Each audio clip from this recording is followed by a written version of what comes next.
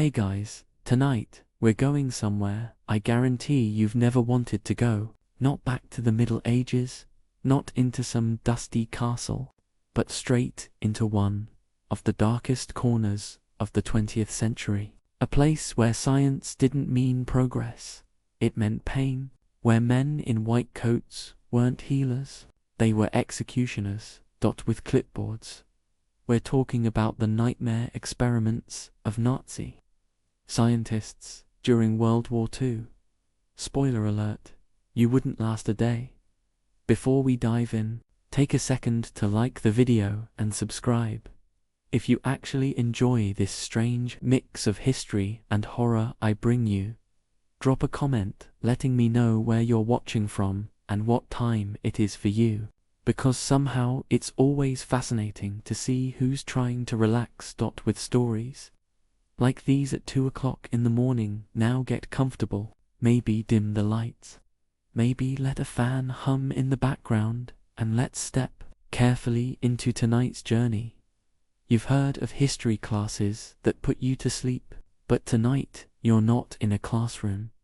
Tonight you're stepping into something much darker. Forget the clean, orderly textbooks, the grainy black and white photos, the comfortable distance of time. You're not safe behind glass, museum cases, or YouTube documentaries. You've just woken up in the middle of one of the most nightmarish chapters of human history, and no, it's not a medieval hay mattress or a plague pit. This time, you found yourself in a barbed wire world of uniforms, boots, barking dogs, and laboratories that would make even the most depraved horror writer take a step back. Welcome to Nazi Germany during World War II. Did SMU, where the word science doesn't mean innovation, progress, or discovery. It means you've become a disposable body in a grotesque game of experiments disguised as research. Take a deep breath. Well, maybe don't. The air smells like coal, smoke, disinfectant, and fear. The ground is frozen under your bare feet because shoes aren't guaranteed. Here, you've been given a striped uniform that fits like it was designed by someone who hates fabric, and maybe a thin cap that does absolutely nothing against the chill biting into your skull. Around you, towers loom with armed guards staring down at you, rifles in hand. Searchlights sweep across the yard, the kind of light you might expect at a prison escape movie. Except here you're not even trying to run. Where would you go? Beyond the fence is another fence, and beyond that, miles of hostile countryside, and behind you a blockhouse with smoke rising from a chimney. You try not to think about too much. You've already heard the whispers, the rumors that make your stomach twist. Furthermore, you shuffle forward with the others, a line of hollow faces, sunken cheeks, and eyes that don't bother pretending to hope anymore. Furthermore, you're herded like livestock toward the building the guards casually call the infirmary. Don't let the name fool you. It isn't a place of healing. The Red Cross sign painted sloppily on the wall is a cruel joke, a twisted piece of theater designed to lull the outside world into thinking medical care is happening here. Inside, there are men in white coats, doctors with degrees from respected universities, men who once swore an oath to do no harm. But here harm isn't an accident, it's the job description. These men aren't treating diseases, they're creating them. They're not easing pain, they're inflicting it, and they don't see you as a patient. You're a number, a subject, a test case. The fluorescent lights hum above you. The walls are bare, sterile, but not clean. The smell of antiseptic only barely covers the metallic temps of blood that seems to cling to the floor, no matter how many times it's scrubbed. On a tray nearby, surgical instruments gleam with a polished shine. But that shine isn't for your benefit. It's for theirs. To make them feel like what they're doing still has a veneer of science to make them Believe this is a laboratory instead of a torture chamber. One of the doctors walks by, clipboard in hand, glasses perched neatly on his nose, a face that might look ordinary if you passed him on a street. In Berlin or Munich. He might even smile, a polite curl of the lips, as if he's greeting you for a checkup at a normal clinic. Except his notes aren't about curing a cough or prescribing aspirin. They're about how long it will take for your body to collapse under extreme conditions. He's not wondering whether you'll get better. He's wondering how much useful data he can squeeze out of you before you die. You're ushered into a room where beds line the walls, thin mattresses with no sheets, straps hanging off the sides. The straps are not a mystery. They're for you.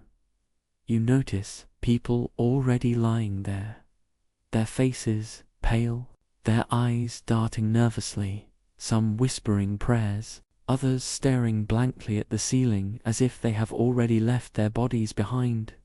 The guards bark orders in German, but you don't need to speak the language to understand. You sit, you wait, you become part of the machine, and here's where the nightmare truly begins. Because everything you've learned about modern medicine, about hospitals being safe places, about doctors being healers, about treatments being designed to help, gets turned upside down here. The experiments are designed to push the human body to breaking point, to explore the limits of suffering under the guise of military necessity. Can soldiers survive in freezing water? Can pilots endure high altitudes? Can the human body be sterilized quickly and efficiently? Every grotesque question has a human answer, and you are the answer sheet. The doctor at the head of the room clears his throat, his words calm, clinical. He explains nothing to you. Of course, you don't need to understand, you just need to comply. But if you could read the papers on his desk, you'd see the language of science twisted into something unrecognizable. Phrases like hypothermia, resistance, malaria, inoculation, twin comparisons written in neat handwriting that hides the reality behind them. What those words really mean is cold water, fever, injections, amputations, infections, suffering. Outside the window, the world is still at war. Bombers drone overhead, somewhere in the distance.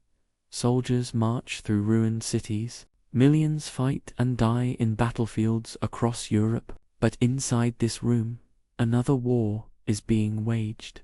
A war against the basic dignity of human life, fought not with guns and tanks, but with scalpels and syringes. And unlike the soldiers outside, you don't even get the illusion of fighting back. You catch sight of another figure entering the room, this one more sharply dressed. Not the white coat of a doctor, but the black uniform of an SS officer. His presence is commanding, his posture rigid, his face a mask of authority. He's not here to heal or to experiment. He's here to ensure obedience, to make sure the doctors get their data without interruptions, to make sure you don't resist, don't cry too loudly, don't break the rhythm of the experiment. His hand rests casually on the pistol at his belt, a silent reminder that the line between laboratory subject and corpse is thinner than the paper on that clipboard. You shift uncomfortably, your stomach knotting, the reality sinking in. This isn't a bad dream you'll wake up from. This isn't a horror film with credits that will roll. This is your reality now, and the only thing you know for sure is that you won't be leaving this room the same way you came in. The humming lights, the scratch of the pen, the soft clink of metal instruments being laid out, these sounds replace the comforts of ordinary life. No alarm clocks, no radio music, no kettle boiling, just the sterile background of cruelty disguised as curiosity, and What makes it worse is the banality of it all. These men don't think they're monsters.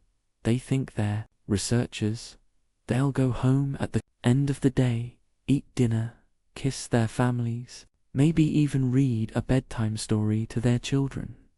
Then tomorrow they'll come back and freeze. A human being alive to measure survival times in ice water.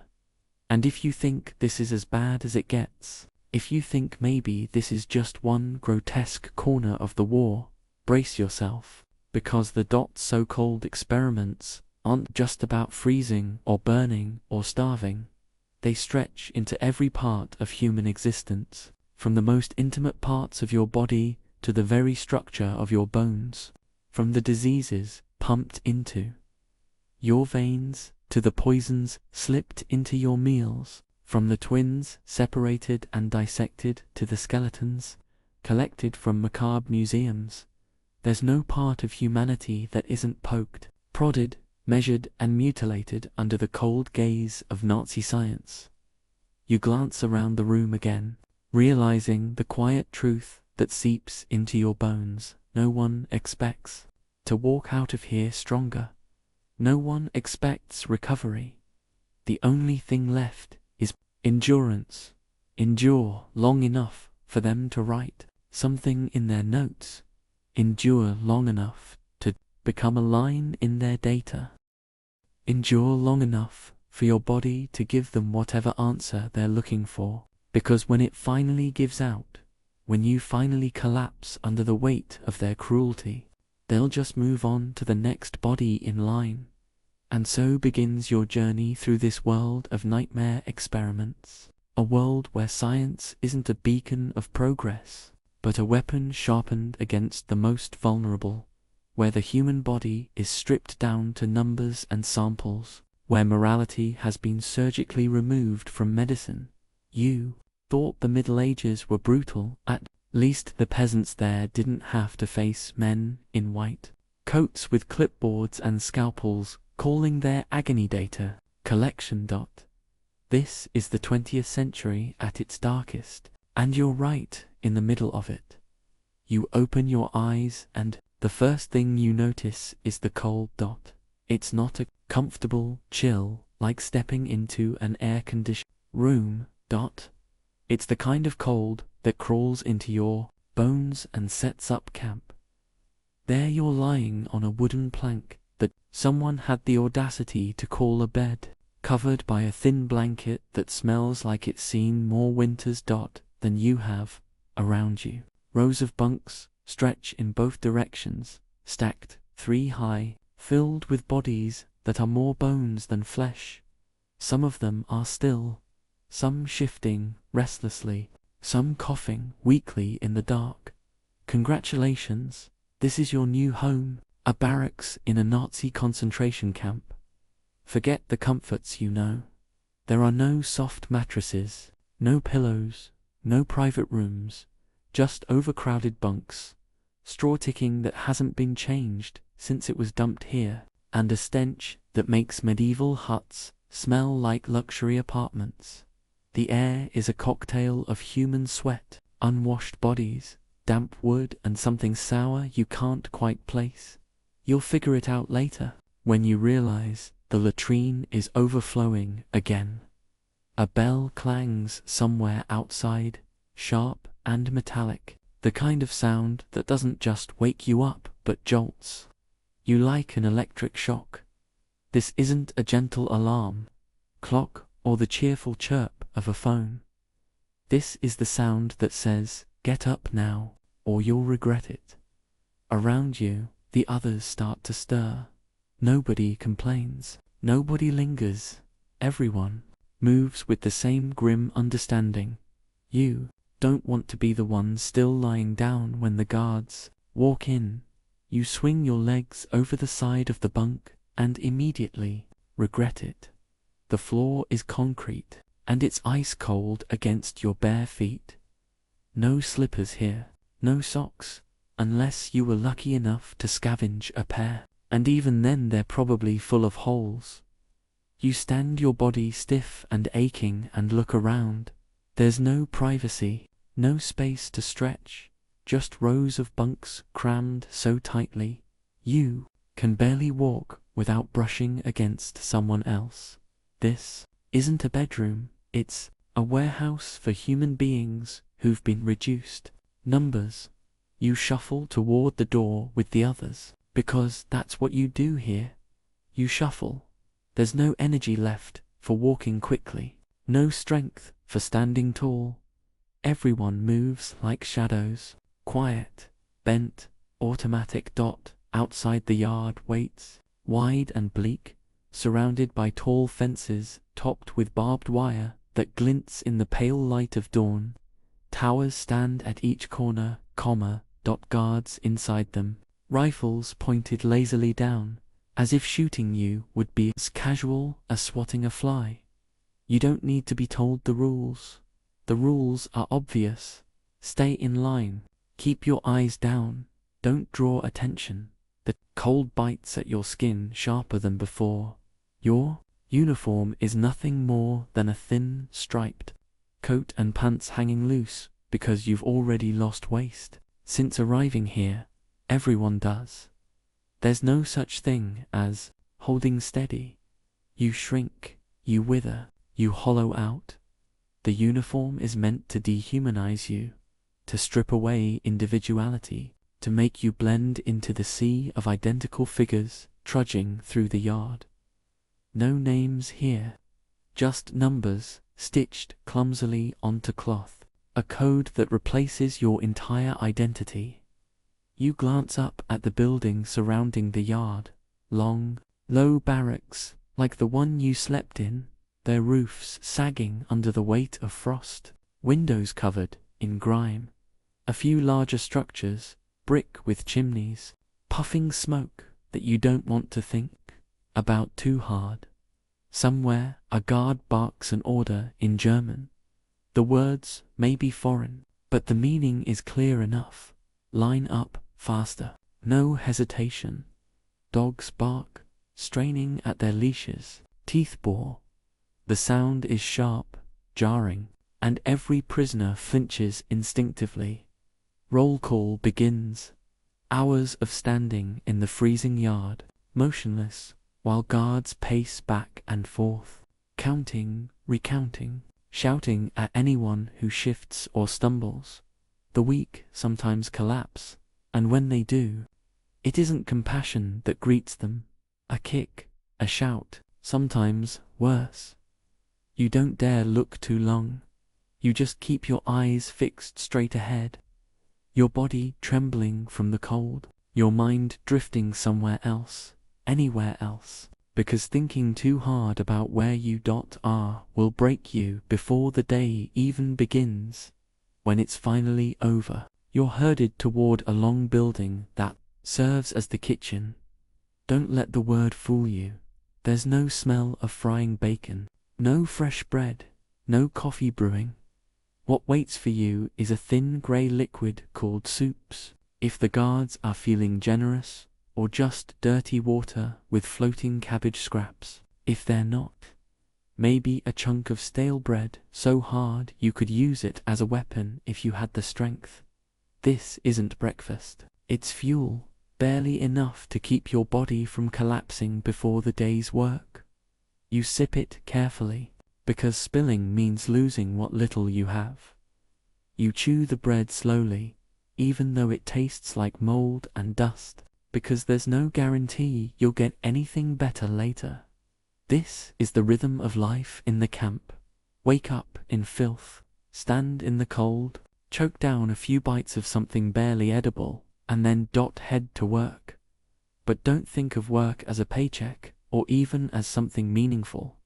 Work here means breaking rocks until your hands bleed, carrying heavy loads until your back gives out, digging trenches that serve no purpose, except to exhaust you. The labor isn't designed to build anything.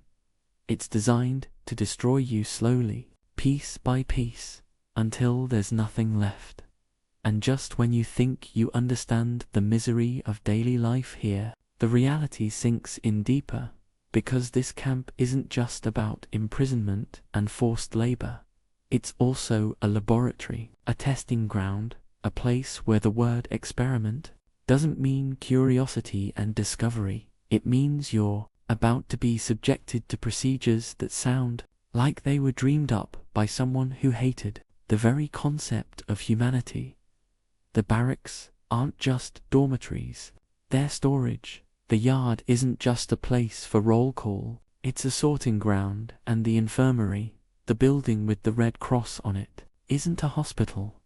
It's where the real nightmares wait. As you shuffle back from the so-called kitchen, bowl in hand, you can't help but notice the way some prisoners are pulled aside by guards, not for punishment, not for extra work, but for something worse. They're escorted toward the medical building, their faces pale, their bodies thin, their eyes darting nervously. Nobody says it out loud, but everyone knows what that means. Once you go through those doors, you rarely come back the same. If you come back at all, the barracks become your only refuge. The calling it a refuge is laughable. It's overcrowded, it stinks, it's crawling with lice, and it's colder inside than out. But it's the one place where you can lie down, close your eyes and pretend for a few moments that you're somewhere else. Maybe you imagine your old bed, your family's kitchen, the sound of laughter, or maybe you don't imagine anything at all, because memories hurt too much. Now, night comes quickly, though you can't tell if it's night or just the heavy clouds blocking the sky. There's no clock, no schedule. You control only the orders barked at you. You collapse onto your bunk, surrounded by coughing, muttering, restless bodies. The blanket is thin. The straw pokes through the mattress, your stomach growls from hunger, and sleep comes only because exhaustion drags you under. And yet, even here, in this world of cold, hunger, and fear, you catch glimpses of something strange. A whispered joke between two bunkmates, a scrap of bread, quietly shared, a hand pressed reassuringly against your shoulder when you can't stop shivering. The human spirit doesn't disappear completely, even in a place designed to crush it, but it's fragile, flickering like a candle in the wind, always at risk of being snuffed out by the next order, the next blow, the next experiment. So this is your new home, a barracks of rot and despair, a yard of endless roll calls, a kitchen that serves hunger instead of food, and a medical building that promises horrors under the disguise of treatment. You've only just woken up here, and already you understand the truth. This isn't life, it's survival, one agonizing day at a time, in a place where science has been twisted into a weapon and humanity is just another experiment, waiting to happen.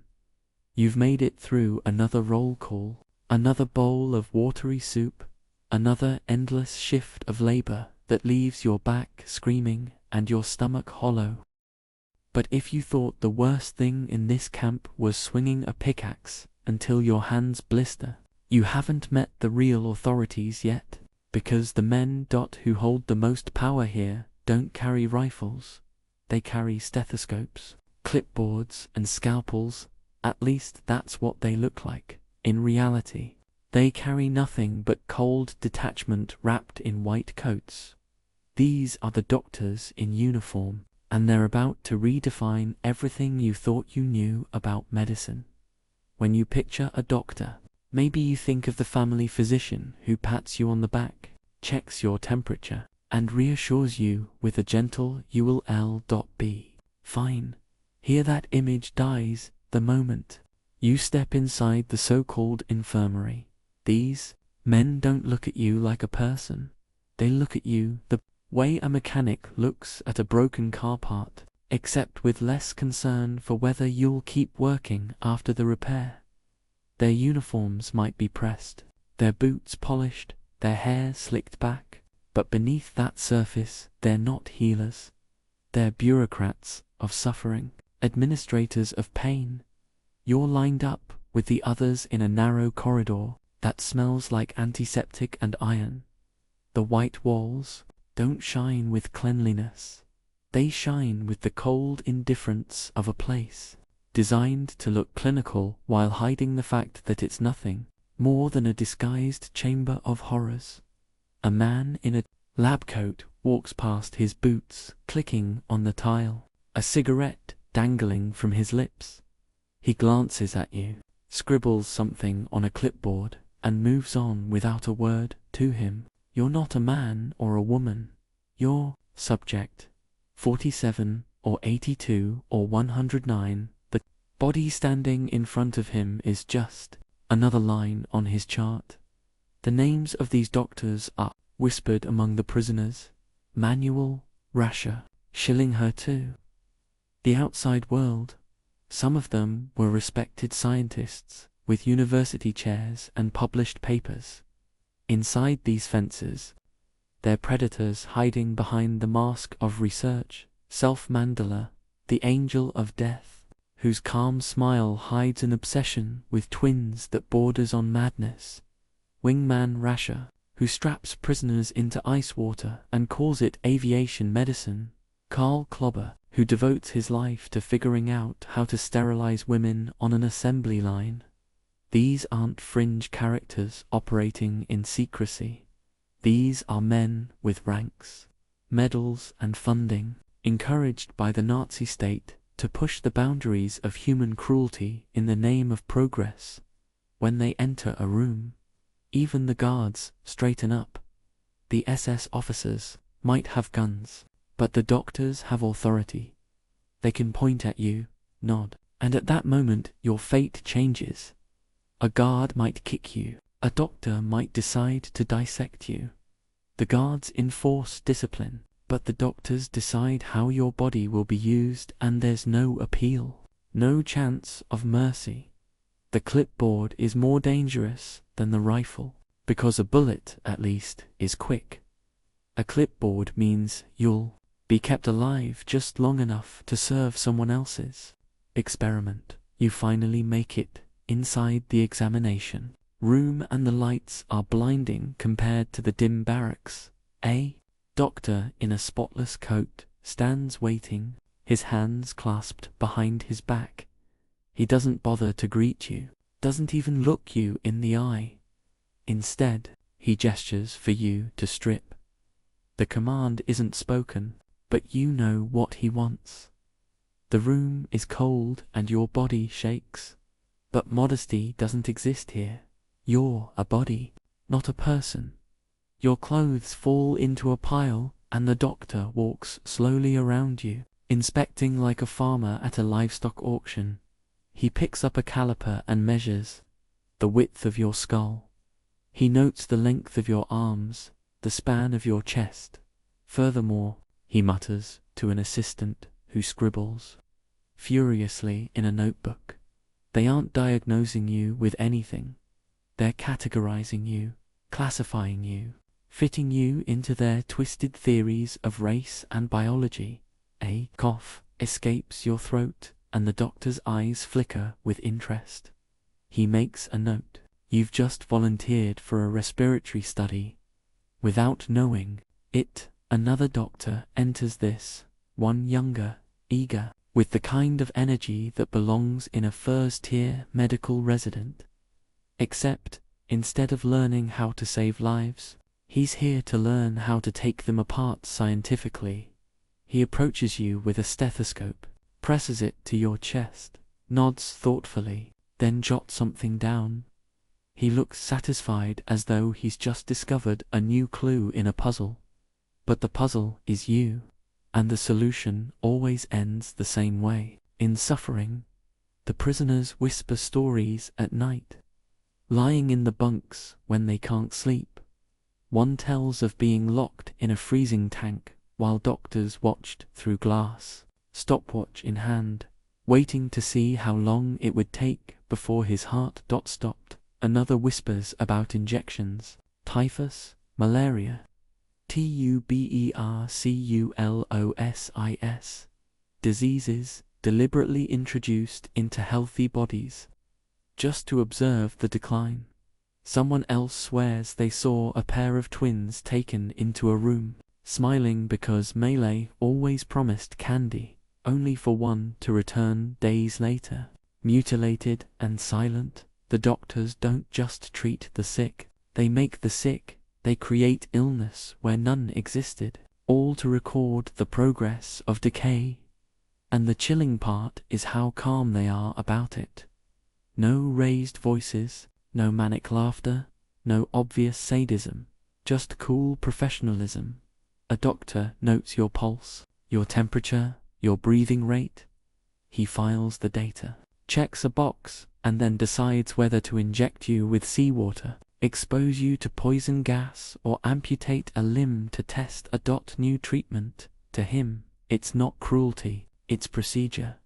The same way a modern researcher might adjust a microscope. He adjusts you occasionally. You hear their conversations. The words float above you like a foreign language, but the tone is unmistakable. They argue about methods, about results, about which approach will provide more accurate numbers. They don't argue about whether it's right. That question never enters the room. In their world, right and wrong don't exist anymore. There's only useful and useless, productive and disposable, and you know which category you're in. Outside these walls, somewhere far from the camp, there are real hospitals. Children are being born, people are getting appendectomies, patients are receiving penicillin. Medicine is moving forward, helping people live longer, healthier lives. But inside this place, medicine has been hijacked. The doctors here aren't advancing humanity, they're degrading it. They're proving not what humans can survive, but how low humans can sink when ideology replaces morality. You sit on the examination table, cold metal against your skin, while the doctor flips through his notes. He doesn't look at you, he doesn't need to. He's already decided what happens next. Maybe you'll be part of a high-altitude test, strapped into a pressure chamber while the air is sucked out until you convulse. Maybe you'll be selected for sterilization, your reproductive system targeted by chemicals or radiation. Maybe you'll be chosen for disease trials, injected with pathogens to see how long it takes before you can't stand anymore. Whatever it is, it won't be treatment. It will be procedure, and you'll be reduced to another line in his report. The clipboard closes with a snap. A guard appears at the door. The doctor nods. You're escorted out back into the corridor, back into the world where survival is measured not in years, but in hours and days. Behind you, the doctor lights another cigarette, already moving on to the next subject. Already flipping open another folder. For him, the day continues seamlessly. For you, it's just the beginning of the nightmare, and as you shuffle back toward the yard, you realize something even more chilling than the experiments themselves. These men will one day claim they were just doing their jobs, that they were scientists seeking truth, that they were following orders. They'll hide behind the lab coat the way others hide behind a uniform. But you know the truth. Now, you've seen it up close. The white coat doesn't make them doctors. The uniform doesn't make them soldiers. They're something else, entirely. People who traded humanity for procedure and called it science. You've been through the barracks, the roll calls, the soup that tastes like wet cardboard. And you've stood in front of the doctors with their clipboards and their cold stares. You think you've seen the worst of this place, but then comes the moment when your name, or rather your number, is called. A guard points, a doctor nods, and suddenly you're being led away from the yard, not toward the labor site, not toward the barracks, but toward a low building with frosted windows and a smell of damp stone. You're not going to work today. You're going to an experiment, and the subject is cold. Very, very cold. The Nazis called it aviation medicine. Sounds technical, sounds official, like something that would appear in a military manual with neat diagrams and charts. The reality is far less polished. What they really wanted to know was simple. How long can a human body survive in freezing water before it gives up? Their pilots were being shot down over the North Sea, and the men in white coats wanted data. Not theories, not animal tests, human data. And that's where you come in.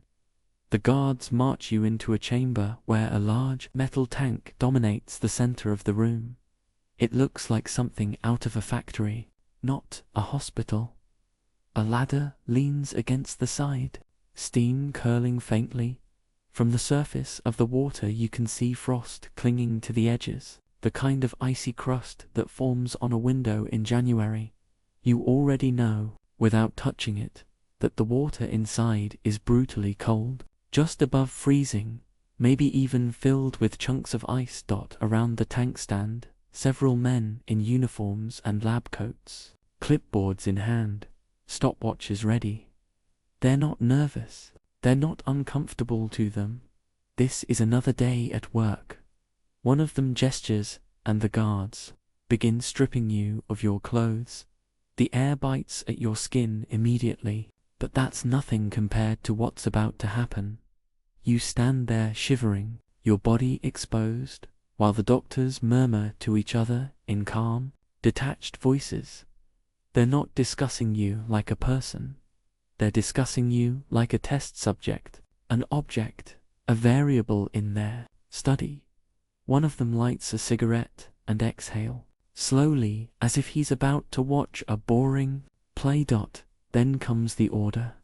The guards grab you and push you toward the ladder. The water below gleams darkly, rippling faintly, promising a misery you've never felt before. You hesitate. Who wouldn't? But hesitation isn't allowed here. A shove in the back, and suddenly you're plunging into the tank. The shock is immediate, violent, total. It's like every nerve in your body has been set on fire and frozen at the same time. Your chest seizes, your lungs forget how to breathe, and your heart slams against your ribs like it's trying to escape the cold clamps around you. Not just on your skin, but inside your bones, flooding every corner of your body with pain. You gasp instinctively, but the air you drag in feels razor sharp, your throat closing as you choke on your own panic. Above you, the doctors click their stopwatches. One makes a note, another adjusts his glasses. The guards stand impassively, watching you thrash to them. This isn't cruelty. It's data collection.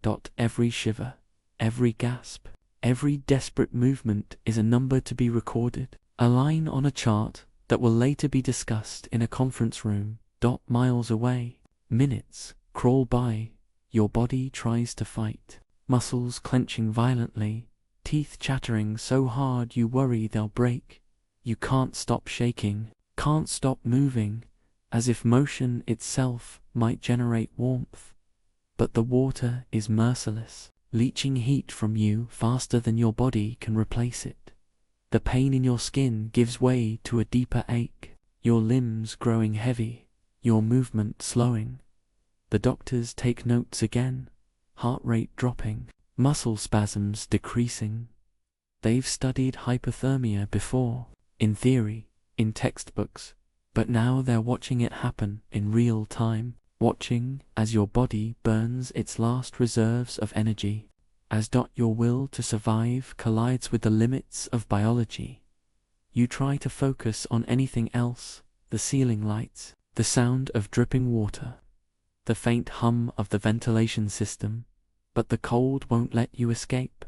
It's in your skull, your spine, your gut. There's no place to hide. One of the doctors leans forward, speaking calmly as he gives instructions to the guards. They haul you partially out of the water, your body limp and trembling. and place you on a stretcher beside the tank. You think maybe it's over that. Maybe they're done with you.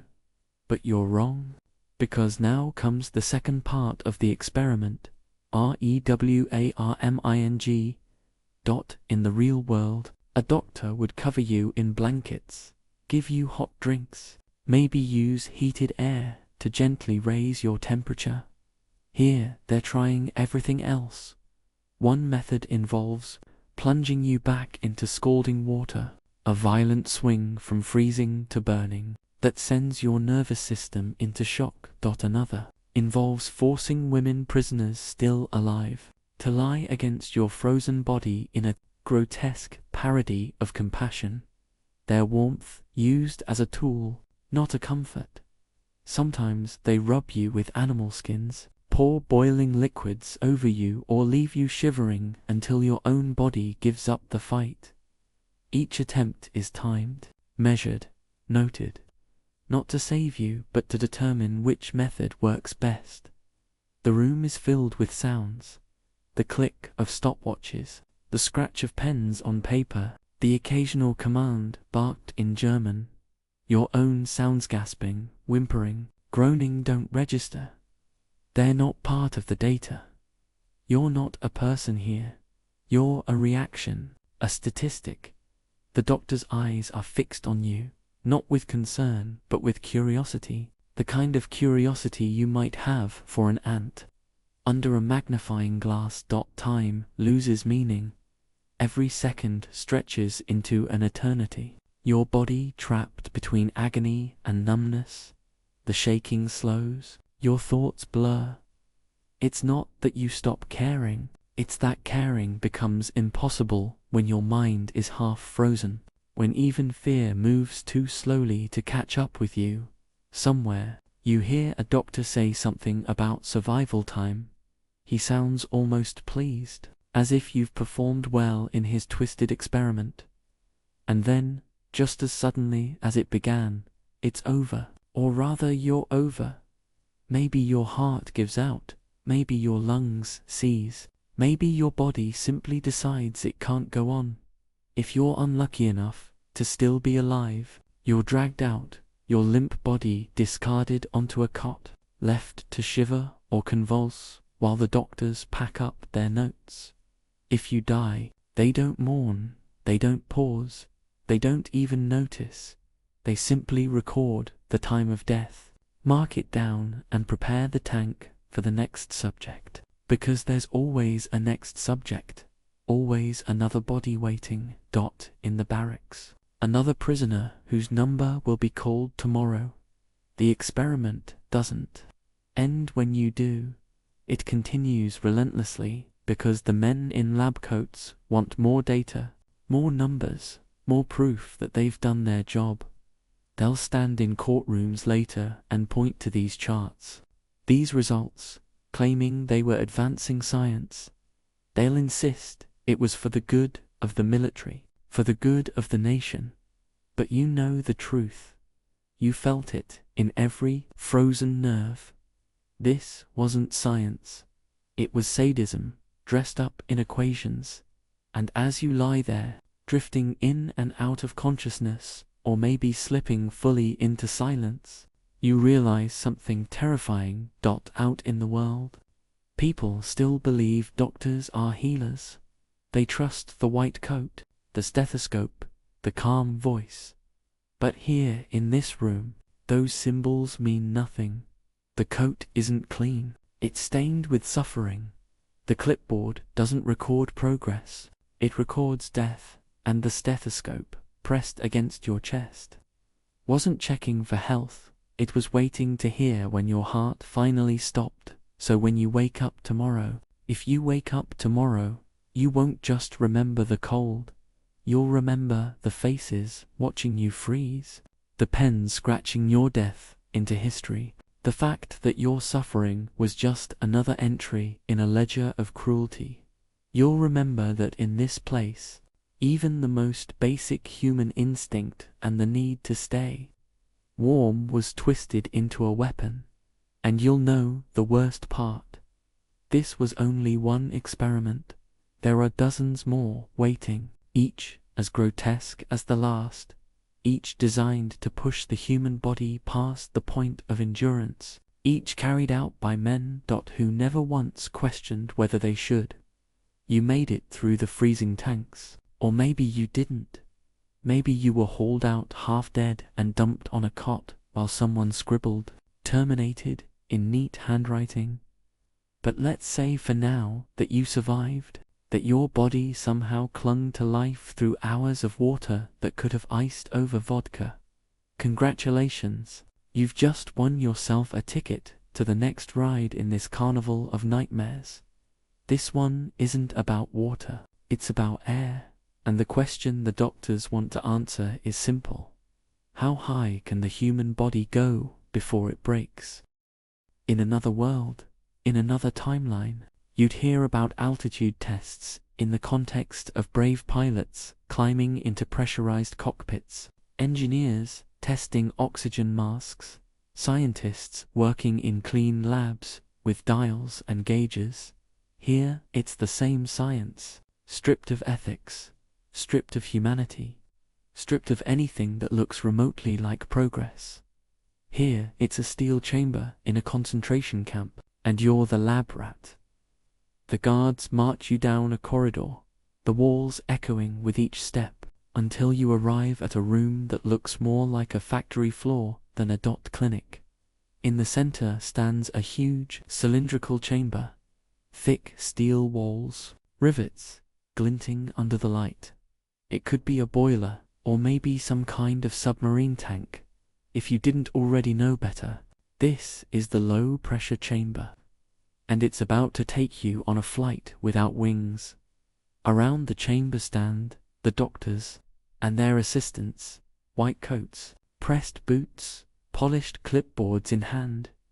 You'd think you were about to watch a demonstration at a university, except the chalkboard is missing, and the student is you.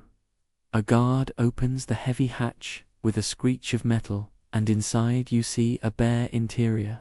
No seat cushions, no safety straps, no instruments for you to control. Just a chair bolted to the floor and the knowledge that when the door closes, there's no way out. You step inside, or rather you're shoved inside. The hatch slams shut with a clang that reverberates in your chest. The air already feels still heavy, as if the chamber itself is holding its breath. You hear the hiss of valves, the whine of machinery starting up outside. The doctors lean close to glass portholes, peering in at you like zoo visitors. They're not asking if you're ready. They don't care if you're terrified. They just care about the numbers. The experiment begins with a slow change, barely noticeable at first. Your ears pop. Your head feels a little light, as though you've suddenly driven up a steep mountain road. But then it intensifies. The pressure drops further, the oxygen thinning, your chest rising and falling faster as your lungs scramble for air that isn't there. You suck in huge breaths, but they feel empty, like drinking from a straw in an almost empty glass. You know something's wrong, but your body can't fix it. Your vision starts to blur at the edges, colors fade, the room tilts and spins. A high-pitched ringing fills your ears, drowning out the distant hum of machinery. Your hands shake uncontrollably, fingers curling into claws as your muscles spasm. You try to stand, but your legs betray you, wobbling like wet paper. Outside the porthole. Faces watch you, unblinking, noting every twitch, every gasp. A stopwatch clicks, a pen scratches. The chamber simulates altitudes of 40,000, 50,000, sometimes even 60,000 feet, higher than most planes of the era could fly at those heights without pressurization. The human body becomes a balloon, slowly deflating your blood. Oxygen plummets. Your brain begins to shut down. Some subjects lose consciousness within minutes, slumping forward as the doctors watch intently. Others convulse their bodies, jerking violently, foam bubbling at the lips as hypoxia tears through the nervous system, and the doctors, they don't flinch, they don't panic, they don't reach for the hatch to save you. They lean in, fascinated, like men watching a new engine sputter to life. They want to see exactly how long you last, how your body reacts, at what point the line between life and death becomes visible. Every heartbeat, every breath, every second of agony is a data point in their notebook. Sometimes they revive subjects, dragging them out of the chamber once unconsciousness hits, forcing oxygen back into their lungs, rubbing stimulants on their skin just to see if revival is possible. Other times they don't bother. They let the chamber run until the body inside stops moving, stops breathing, stops being anything more than a corpse, and then they open the hatch, pull you out, and carry you away like a broken mannequin. The chamber is cleaned, reset, prepared for the next flight. There are variations, of course. Some experiments involve simulating rapid decompression, the kind that happens if a plane takes damage mid-air. One moment the chamber is steady, the next the pressure plummets, and your body reacts like it's been thrown into space. Your chest feels like it's tearing open, your eyes bulge, your skin tingles as nitrogen bubbles form in your blood. In the outside world, pilots would be strapped into ejection seats, trained to respond, equipped with emergency oxygen. Here, you're strapped into nothing, trained for nothing, equipped with nothing. You're just left to flail while men with notebooks nod approvingly. The aftermath is never gentle. If you survive, you're left staggering, dizzy, your lungs burning, your brain fogged with confusion. The guards don't care. They shove you back toward the barracks, where you collapse onto your bunk, shaking uncontrollably, and the others glance at you, some with pity, some with blank resignation, because they know your fate could be theirs tomorrow. Nobody asks questions, nobody dares. The walls here have ears, and compassion can get you noticed, and being noticed is the last thing you want. And if you don't survive, if your body shuts down in the chamber, your lips turning blue, your chest finally still, then you're not a person anymore. You're a specimen. Your corpse might be dissected, studied for signs of internal damage, your organs weighed and recorded. The doctors lean over your body as if you're a cadaver in a medical school. Except you weren't supposed to be on this table. You didn't volunteer. You were conscripted by force into the most unwilling medical trial in history. What makes it worse, what makes your skin crawl, even if you weren't in the chamber, is how casually the doctors talk about it later.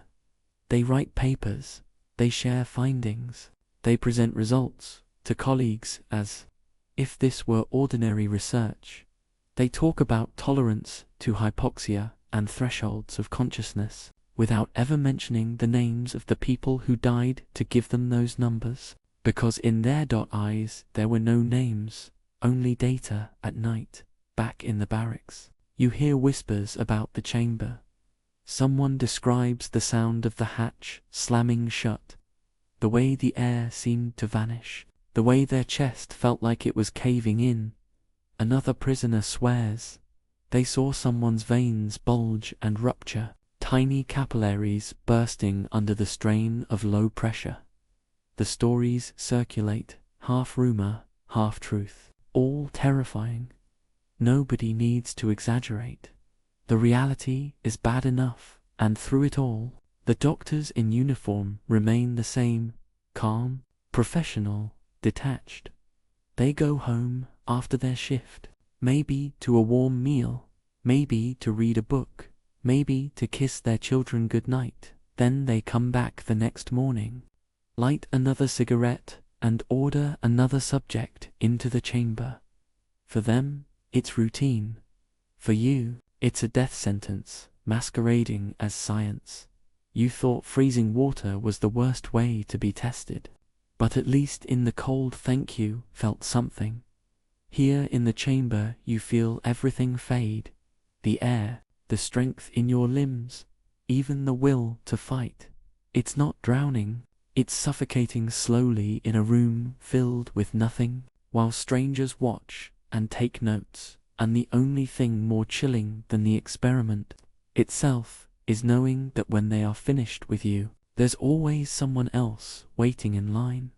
Another body ready to be strapped into the sky, another soul reduced to a statistic. So maybe you weren't chosen for the freezing tank, maybe you avoided the low-pressure chamber this time. You might think that means you've been spared the worst. But in a place like this, there's no such thing as spared. There's only waiting for your number to be called, and today your body isn't going to be tested with cold air or thin oxygen. Today, it's thirst. The Nazis had a problem, at least they called it a problem. Their pilots flying long missions over the Mediterranean risked being shot down or stranded at sea. Fresh water in those cases wasn't exactly on tap. So the question they wanted to be answered was, could men survive drinking seawater, and if so, for how long? Now, in a sane world, someone would test this in a lab using chemical analysis, calculate salt concentrations, compare with kidney function, maybe test small, safe doses on willing volunteers. But this isn't a sane world. This is a concentration camp, which means the study was carried out not with volunteers but with prisoners, and the test wasn't safe. It was a slow-motion torture session dressed up as science. You're marched into a room with long benches and metal cups lined up neatly on a table. At first glance, yeah, it looks almost civilized. Like maybe you're about to be given a proper drink for once. But the smell hits you before the truth does. That faint, briny temps of salt water, sharp and unpleasant, the kind of smell that clings to your clothes after a swim at the beach.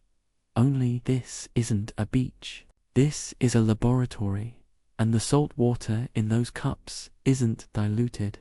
It's straight from the sea, boiled and strained, maybe altered with a chemical to make it even less drinkable. The guards line you up. The doctor gives an order. You're handed a cup and told to drink. You hesitate. Every instinct in your body screams that this is wrong. You've been thirsty before, painfully so. But even then you knew salt water wouldn't help. It would make it worse. Still, refusing isn't an option here.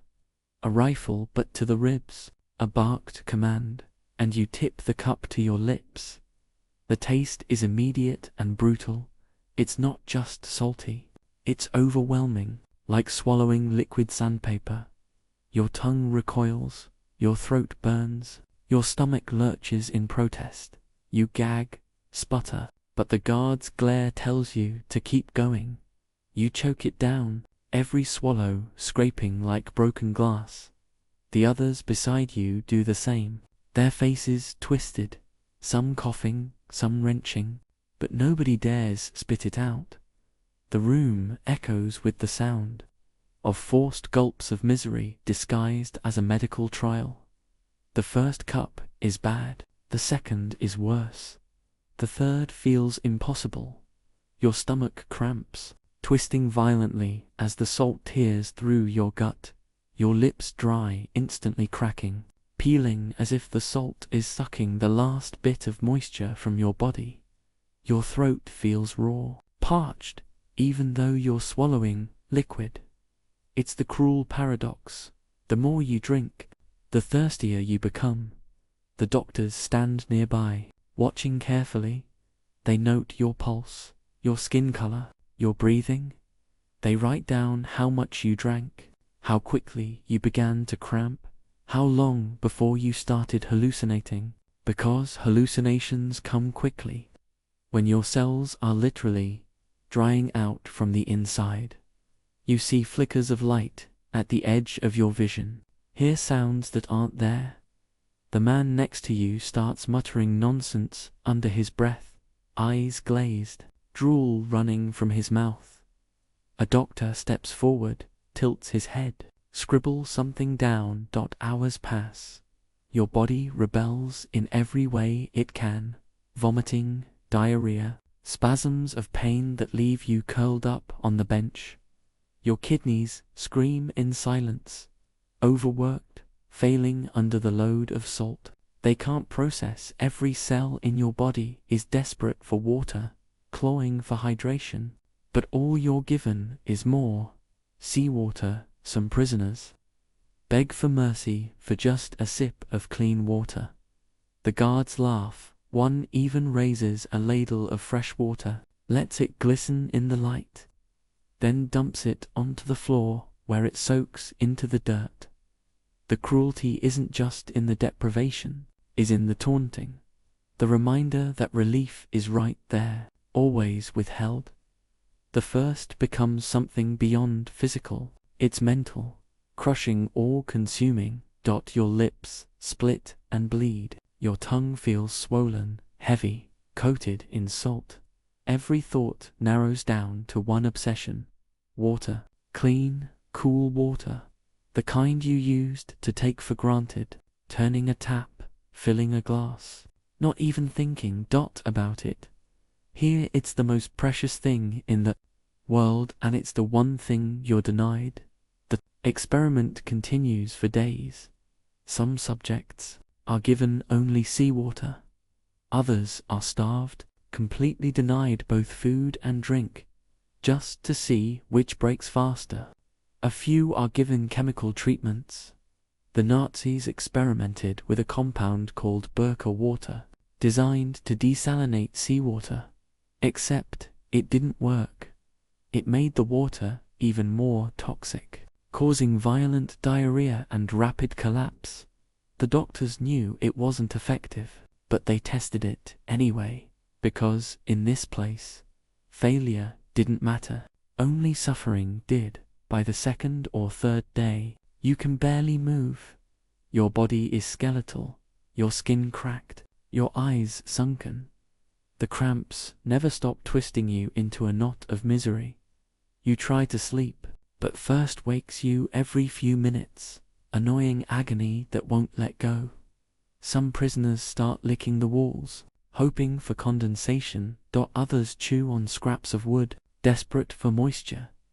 You catch yourself fantasizing about the most mundane things: a dripping faucet, a puddle after rain, even the dirty ditch water. You once swore you'd never touch anything but this. And all the while, the doctors watch, calm, detached, clinical. They lean in with stethoscopes, check your heartbeat, take blood samples. They argue over which method produces clearer results. Furthermore, they don't see you wasting away. Furthermore, they see numbers, charts, graphs, Bart. Furthermore, they see progress. Eventually, your body reaches the breaking point. Some collapse into seizures, limbs jerking uncontrollably as dehydration scrambles the brain signals.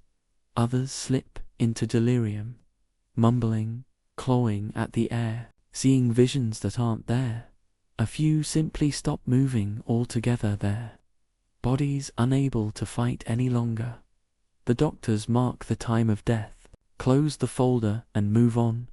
The corpses are carried away, and the benches are wiped down for the next group. For those who survive, survival is a cruel word. You're not healed afterward, you're not rewarded, you're simply returned to the barracks, a husk of yourself, every organ screaming, every nerve fried. You collapse onto your bunk, lips bleeding, throat raw, stomach twisted, your body begging for water that won't come. Maybe another prisoner takes pity and shares a scrap of bread soaked in rainwater. Maybe not. Either way, you know that tomorrow the guards will call someone else's number and the cycle will begin again. And the irony, the sickening irony, is that none of this produced anything useful. Modern science already knew seawater couldn't sustain life. Sailors throughout history had learned it the hard way long before anyone thought to test it in a lab. The results of these experiments weren't groundbreaking, they were obvious. The only thing the doctors proved was how much pain the human body could endure before collapsing. But for them, that was enough. So now, when you sit in your barracks, your lips still cracked, your body still trembling from dehydration, you understand the cruel truth here. Even the simplest human need, the need to drink to quench thirst, has been twisted into a weapon. Water, the thing that should give life, has been turned into torture. And tomorrow, when the guards march, another group into that room with the benches and the metal cups, you know exactly what they'll face. The taste of salt, the agony of thirst, and the knowledge that in this place, even a sip of water can kill you. So you've survived. Freezing tanks, thin air and salt water that burned your insides raw. You've staggered back to the barracks again and again, thinner, weaker, but somehow still breathing. And just when you think maybe you've paid your dues to the nightmare, another order comes, a guard points, your number is shouted, and you know instantly that your body has been chosen for the next experiment. This one isn't about water or air or thirst, is about chemical weapons. Welcome to mustard gas trials, where science means blistered skin and lungs that feel like they're on fire. The Nazis weren't new to poison gas. World War I had already been a laboratory for clouds of chlorine and mustard that rolled over trenches, leaving soldiers blind, choking, blistered. By the time the Second World War rolled around, chemical weapons were supposed to be banned by treaties, but nobody here seemed to care about rules. The doctors wanted to know, what does mustard gas really do to the body, down to the smallest detail? How long before the blisters form? How deep do they go? What happens if we try different treatments? And you're standing in a striped uniform, bare skin, exposed are their answer sheets. You're marched into a building that smells sharp and acrid, the sting of chemicals burning your nose before you even step inside. On tables, bottles and jars are neatly lined up, labels written in crisp German script. The doctors wear masks and gloves, protecting themselves from what they're about to unleash. You, of course, get nothing. No mask, no gloves, no protection, just your skin and lungs, ready to become the testing surface. A doctor picks up a swab soaked in a yellowish liquid and approaches you calmly like a painter about to touch a canvas. He dabs it onto your arm, just a small smear, then another on your leg, another across your chest. The liquid feels oily, sticky, nothing dramatic at first. He nods, makes a note and steps back. You're left standing awkwardly waiting while the sting slowly begins. At first, it's mild, like a sunburn creeping up on you. Then it grows sharper, more insistent, until your skin feels like it's being eaten alive by fire ants. Red patches bloom, swelling rapidly, and within hours your skin bubbles into blisters the size of coins. They burst, weeping fluid, raw flesh exposed underneath. The pain is relentless, not sharp like a cut, but constant, throbbing, as if your body has turned into one giant open wound.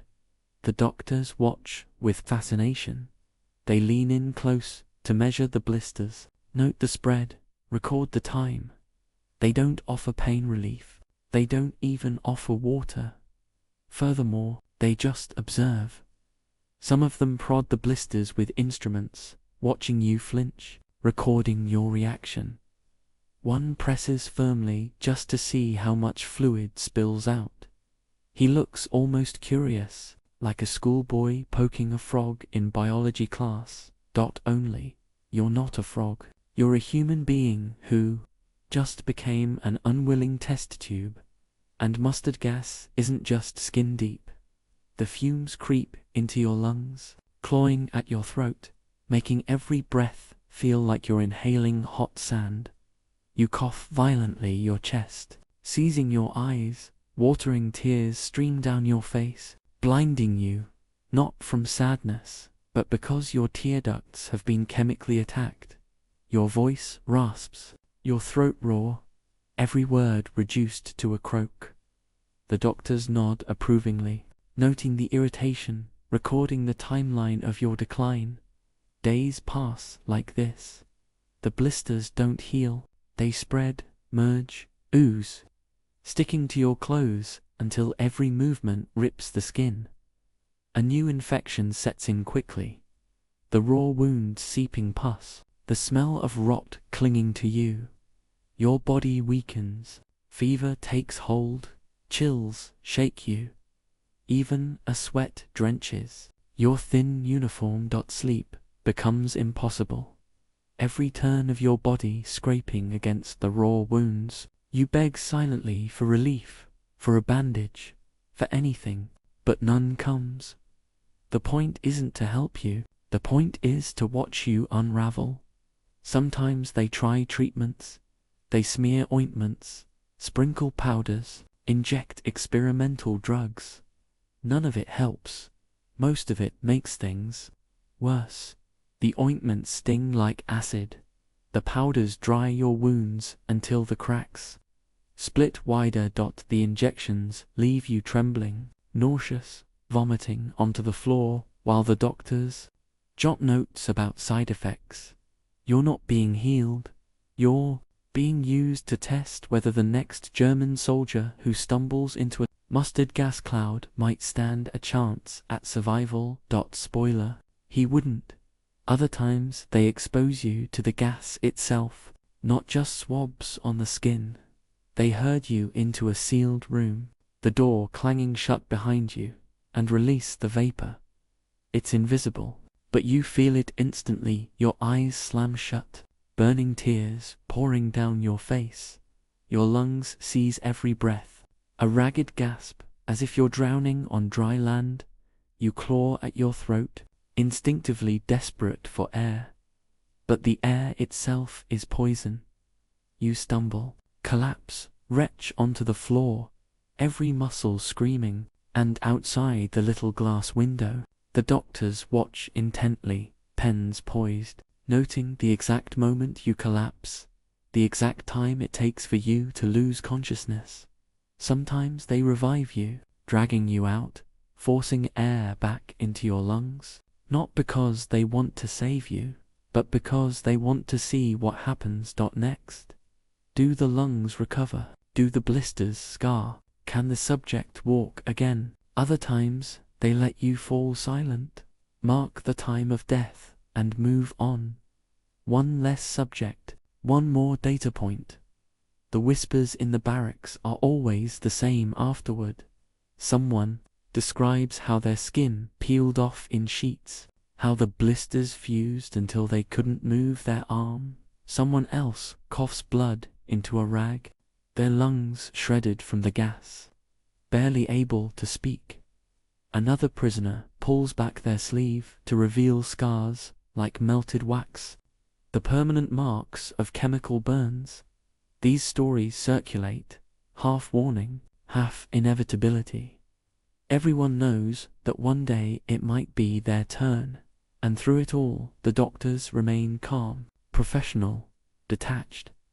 They argue over methods, debate which ointment seems to delay infection, which injection prolongs survival.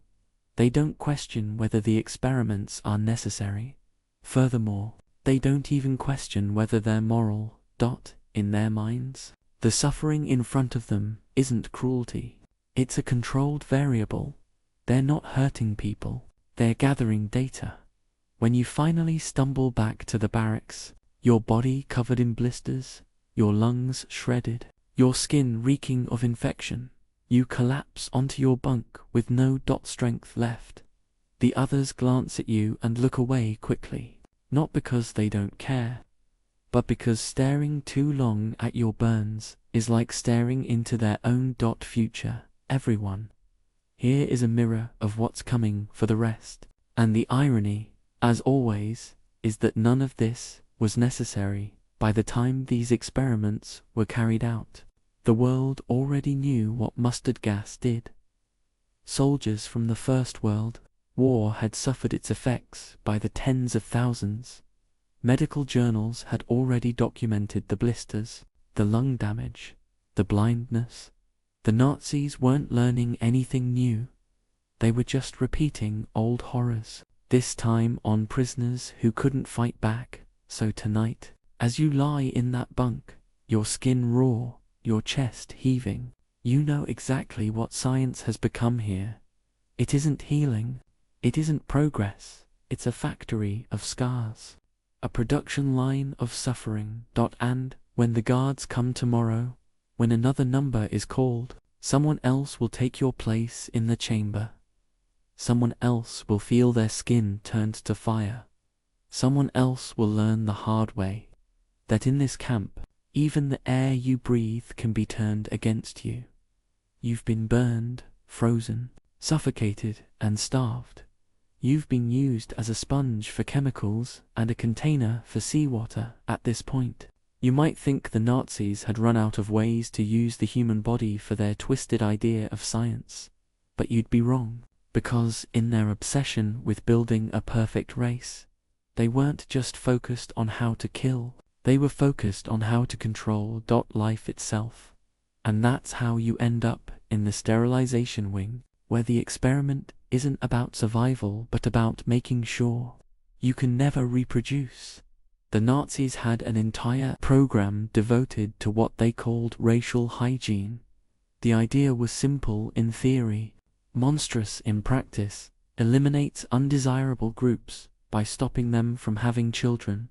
Jews, Romani, people with disabilities, political prisoners, they were all targeted. It wasn't enough to imprison you. It wasn't enough to work you to death. They wanted to erase your future, to make sure your bloodline ended with you. And they had doctors who were more than happy to test out methods on living subjects. You're marched into a different kind of room this time. Not the cold tank, not the pressure chamber, not the chemical lab. This one looks almost ordinary at first glance. White walls, medical equipment neatly arranged, a faint smell of disinfectant, but the calm is a disguise. On the tray you see instruments that don't belong in a hospital, at least not in the way you know hospitals. Long needles, harsh chemicals, radiation devices that hum faintly. These aren't tools for healing. They're tools for ending something fundamental inside you. If you're a man, the process might start with injections. A doctor fills a syringe with a milky chemical, then calmly inserts it into your groin, straight into the tissue of your testicles. The pain is immediate and searing, a sharp shock that spreads through your lower body like fire. You gasp, maybe cry out, but the doctor doesn't flinch. He makes a note on his clipboard, watches you squirm, then steps back to observe. Over the next days, your body swells, bruises, fever sets in, infection crawls through you. Sometimes the chemicals destroy tissue entirely, sometimes they don't. Either way, you've been marked as biologically useless, even if you're still alive. If you're a woman, it's another kind of horror.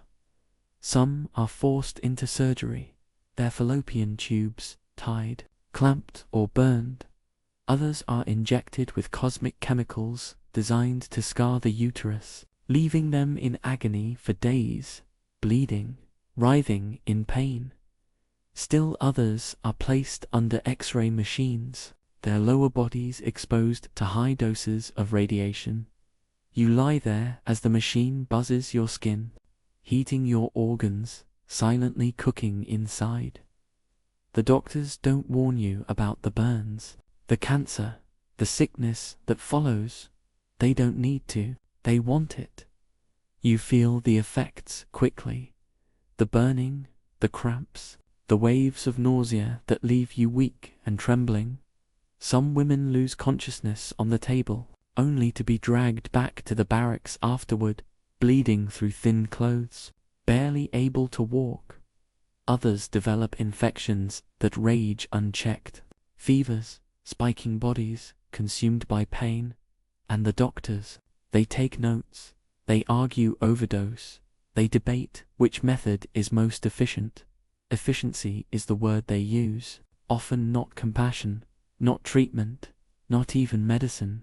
Efficiency, as if sterilizing a human being was the same as streamlining a factory process. In the barracks, the stories spread in whispers. A man unable to walk for weeks after injections, his groin blackened and swollen. A woman who stopped men rating suddenly, her body scarred inside from chemicals. She couldn't even name. Another who developed sores and burns that never healed, the result of radiation aimed at her pelvis.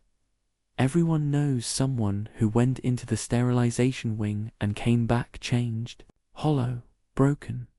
And everyone knows that if your number is called for that building, it isn't just your present at risk, it's your future. The cruelty of it isn't just physical, it's psychological. In a world already stripped of dignity, the ability to imagine a life beyond the fences is one of the last fragile comforts. Maybe you think if you survive, you'll see your family again. Maybe you'll rebuild. Maybe you'll have children. But sterilization rips even that hope away.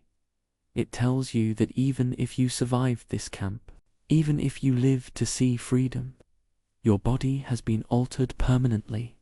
The future you dreamed of is gone. The doctors don't care. To them, reproduction isn't personal, it's numbers, charts, theories of genetics scribbled in thick German handwriting. They talk about bloodlines, about purity, about strengthening the nation. They look at your pain and see progress toward a racial utopia that exists only in their ideology. The fact that you're screaming on a table, clutching your stomach, begging for relief, it doesn't register. You're not a person, you're a case study. Sometimes they combine sterilization with other experiments, just to see what happens. Women who have already been weakened by starvation are injected with cosmic substances to test resilience. Men who've been through freezing or pressure chambers are irradiated afterward, as if one nightmare wasn't enough. The layering of cruelty isn't accidental, it's deliberate. The doctors want to see how broken a body can become before it finally stops, and the worst part, it's not always immediate. Some subjects walk out of the experiment room on their own, 2 feet, seemingly intact. They go back to work, back to their bunks, back to the endless grind of camp life. They think maybe they survived, but months later the truth reveals itself. A woman tries to conceive after liberation, only to discover she can't. A man finds himself permanently infertile, his body scarred in ways he never understood at the time. The sterilization experiments weren't just torture in the moments. They were a delayed cruelty, a wound that followed survivors for the rest of their lives. Back in the barracks, you lie awake, the pain in your abdomen radiating through your body, your future slipping away with every cramp, every fevered shiver around you. Others whisper about what was done to them, voices hushed, ashamed, terrified. There's no comfort, no solidarity strong enough to undo the damage, because here, even the most basic part of being human, the ability to create life, has been weaponized against you. And tomorrow, the guards will line up another group, and the doctors will pull out their syringes, their scalpels, their radiation machines. They'll talk about efficiency. They'll scribble notes about dosages. They'll debate methods in calm, professional tones. And another set of prisoners will leave the building unable to imagine a future that includes children, family continuation, because in this camp, even your ability to reproduce isn't yours. It belongs to the men in uniforms, the ones who've decided they can play God with your body, with your life, with the generations that will never come after you. You've already learned that here, survival is nothing more than a delay. One day it's the cold tank, another day it's a pressure chamber, another a syringe of poison or radiation. But then you notice something strange happening in the camp. Certain prisoners are separated, pulled aside during selections, not sent to labor or to immediate death. They're not treated better exactly, but they're marked for something different. And the reason isn't strength or skill or luck. It's that they came here in pairs, identical faces, matching heights, siblings who look like mirror images, twins. If you happen to be one of them, congratulations or condolences, depending on how you see it. You've just become the personal project of OSEF, manually, the man who strolls round elite with a polished smile, pristine boots, and the calm demeanor of someone who thinks he's a benevolent uncle. The prisoners whisper his name at night, the angel of death, and while most doctors here look at you like a number, manually looks at you like a toy, something to play with, to prod, to break apart, to compare and to discard when the novelty wears off from the moment. He spots you in line, his eyes light up, he points, gestures, and suddenly you and your twin are ushered out of the crowd. The guards don't shove you roughly the way they do others. They don't need to, mandalas. Selection carries a different kind of authority. You're marched away from the rest, your hand clutching your siblings, because in this place that bond is the only anchor you have left. And now it's the very thing that has put you in danger. At first, it feels like you've been given a strange sort of reprieve. You're not sent to back-breaking labor in the fields. You're not dumped into the freezing tanks. Instead, you're housed in special barracks, cleaner than most, though still crawling with lice and reeking of damp wood. You're given slightly more food, enough to keep you alive, not enough to keep you healthy. Manual visits, often walking between the bunks, smiling, speaking in a friendly tone. He pats children on the head, asks them questions, even brings them sweets. Sometimes, for a moment you almost forget where you are. For a moment you think maybe this man sees you as human. Buck. Then the experiments begin. You and your twin are led into the examination room. Manually himself stands waiting, flanked by assistants with notebooks. He's perfectly groomed, his uniform spotless, his hair neat, as if presentation matters more than the reality of what he's about to do. He greets you warmly, as though you're a guest in his office. Then he tells you to undress. You obey, shivering, while he circles eyes sharp, noting every similarity and difference between you and your sibling. Measurements come first: height, weight, arm span, head circumference, calipers pressed to your skull, tape stretched across your shoulders, every angle of your body compared to your twins, noted meticulously in a notebook. Then come the photographs. You stand side by side while a camera clicks, flashes blinding you, the doctor arranging you like dolls. Smile. Don't smile. Turn your head. Hold still. The photographs will be filed away in albums, grotesque trophies of his obsession. But measurements and photos are only the beginning. Soon the real experiments start. Injections of unknown substances into one twin, while the other is kept as a control. Maybe it's a disease, culture, typhus, tuberculosis, malaria. Maybe it's a chemical that burns under the skin. Maybe it's nothing at all. Just saline to compare reactions. You watch your sibling's face twist in pain, their body convulse with fever, while your own remains untouched for now. But you know it's only temporary. Mandala doesn't leave anything incomplete. Blood draws are constant, vials upon vials taken from your veins until you feel laded, weak, barely able to stand. Sometimes one twin is drained, nearly dry, while the other is left alone just to see how their bodies react differently. Organs are prodded, fluid sampled, skin scraped. You're not being treated, you're being catalogued. And then come the surgeries. No anesthesia, no real sterilization, just scalpels slicing into flesh, while assistants take notes. Bones are broken deliberately to compare healing. Muscles are cut and sewn back together. Sometimes limbs are amputated. One twin losing a leg or an arm while the other remains whole, so manually can watch the contrast. The pain is unimaginable, but to him, it's just an experiment. Sometimes he goes further, injections into the eyes to see if he can change the color, leaving children blinded or scarred. Attempts to fuse twins together, stitching their bodies like grotesque puppets, creating infections that rage unchecked. Autopsy is performed, not after death, but to create it. One twin killed, so organs can be examined and compared with the survivors. The surviving twin rarely lasts long afterward. Once one is gone, the other has lost their value.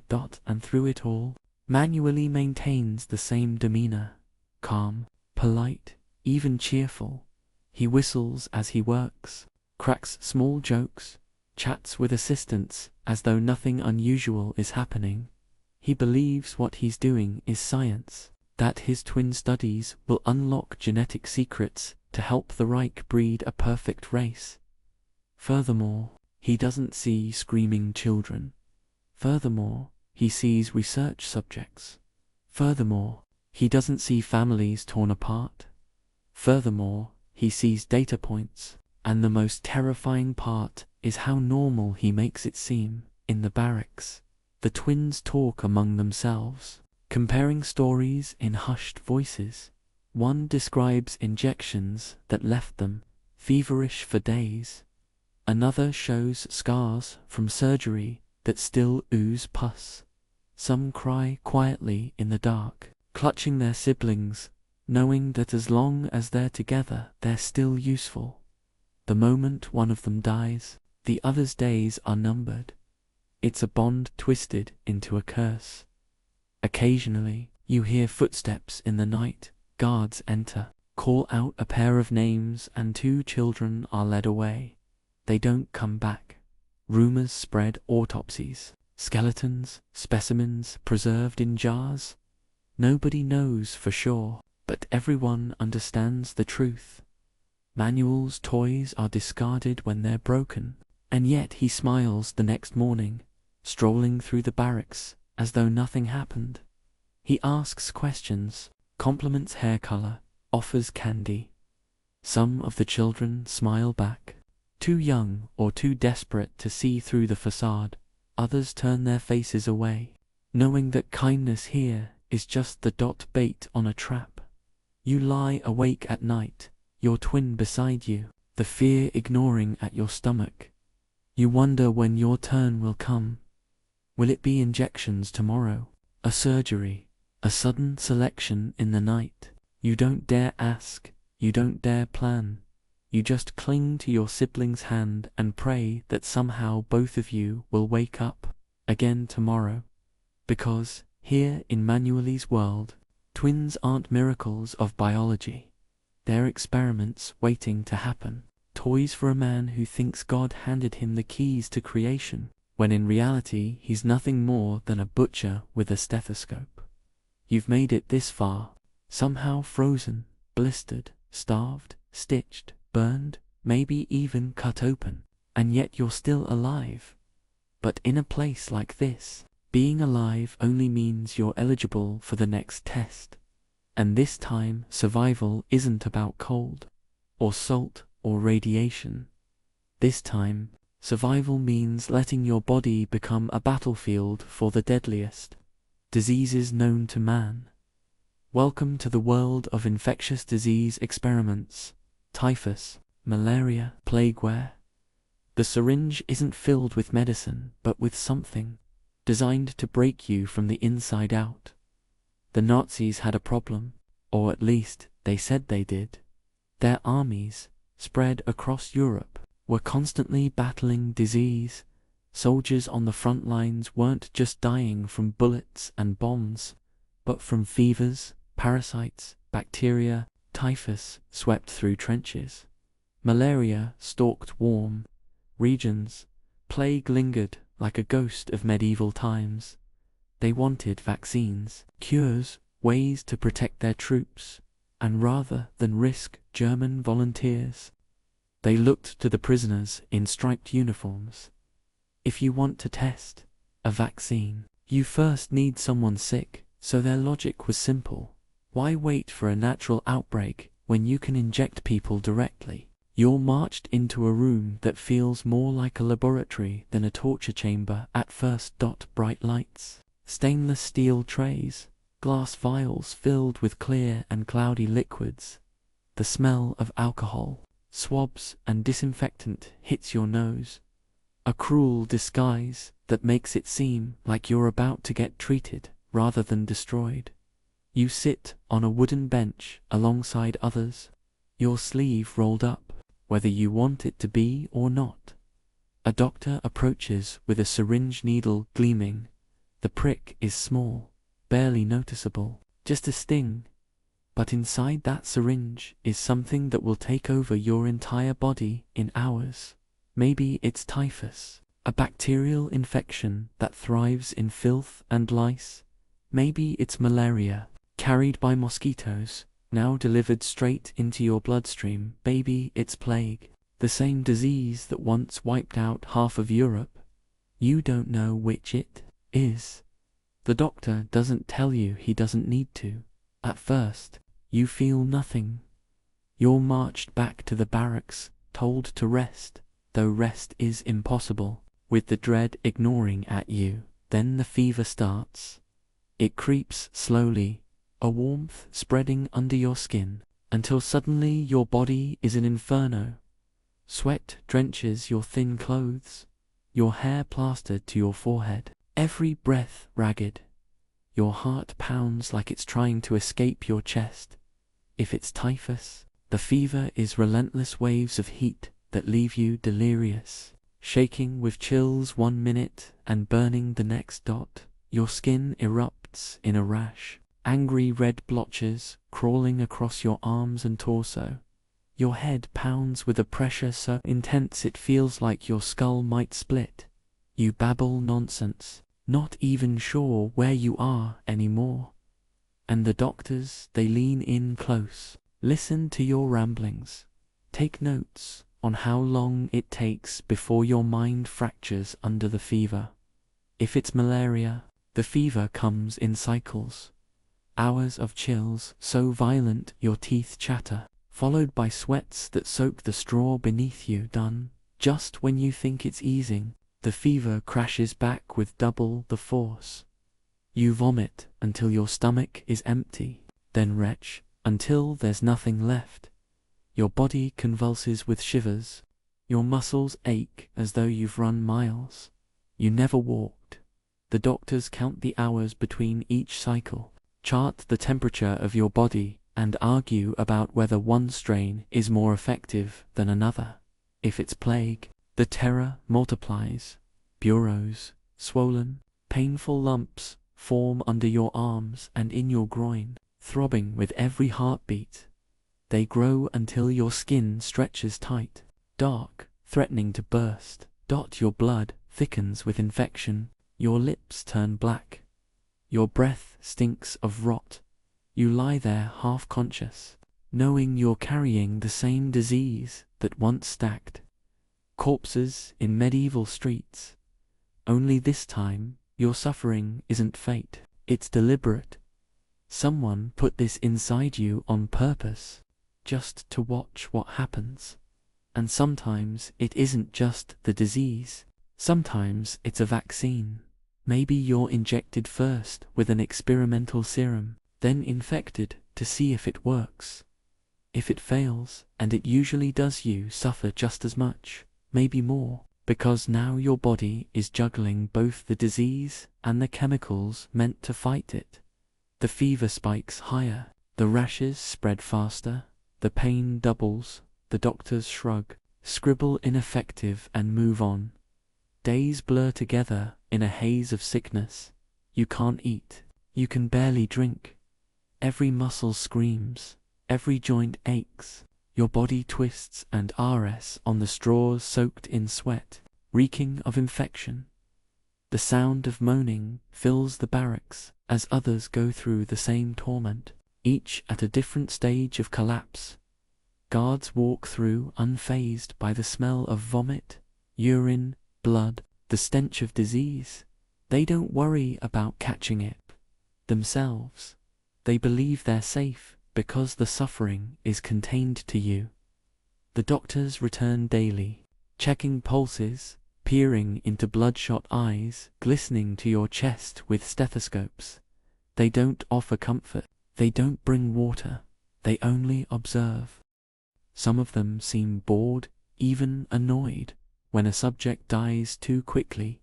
Others are almost pleased when the disease lingers, stretching your agony out for weeks.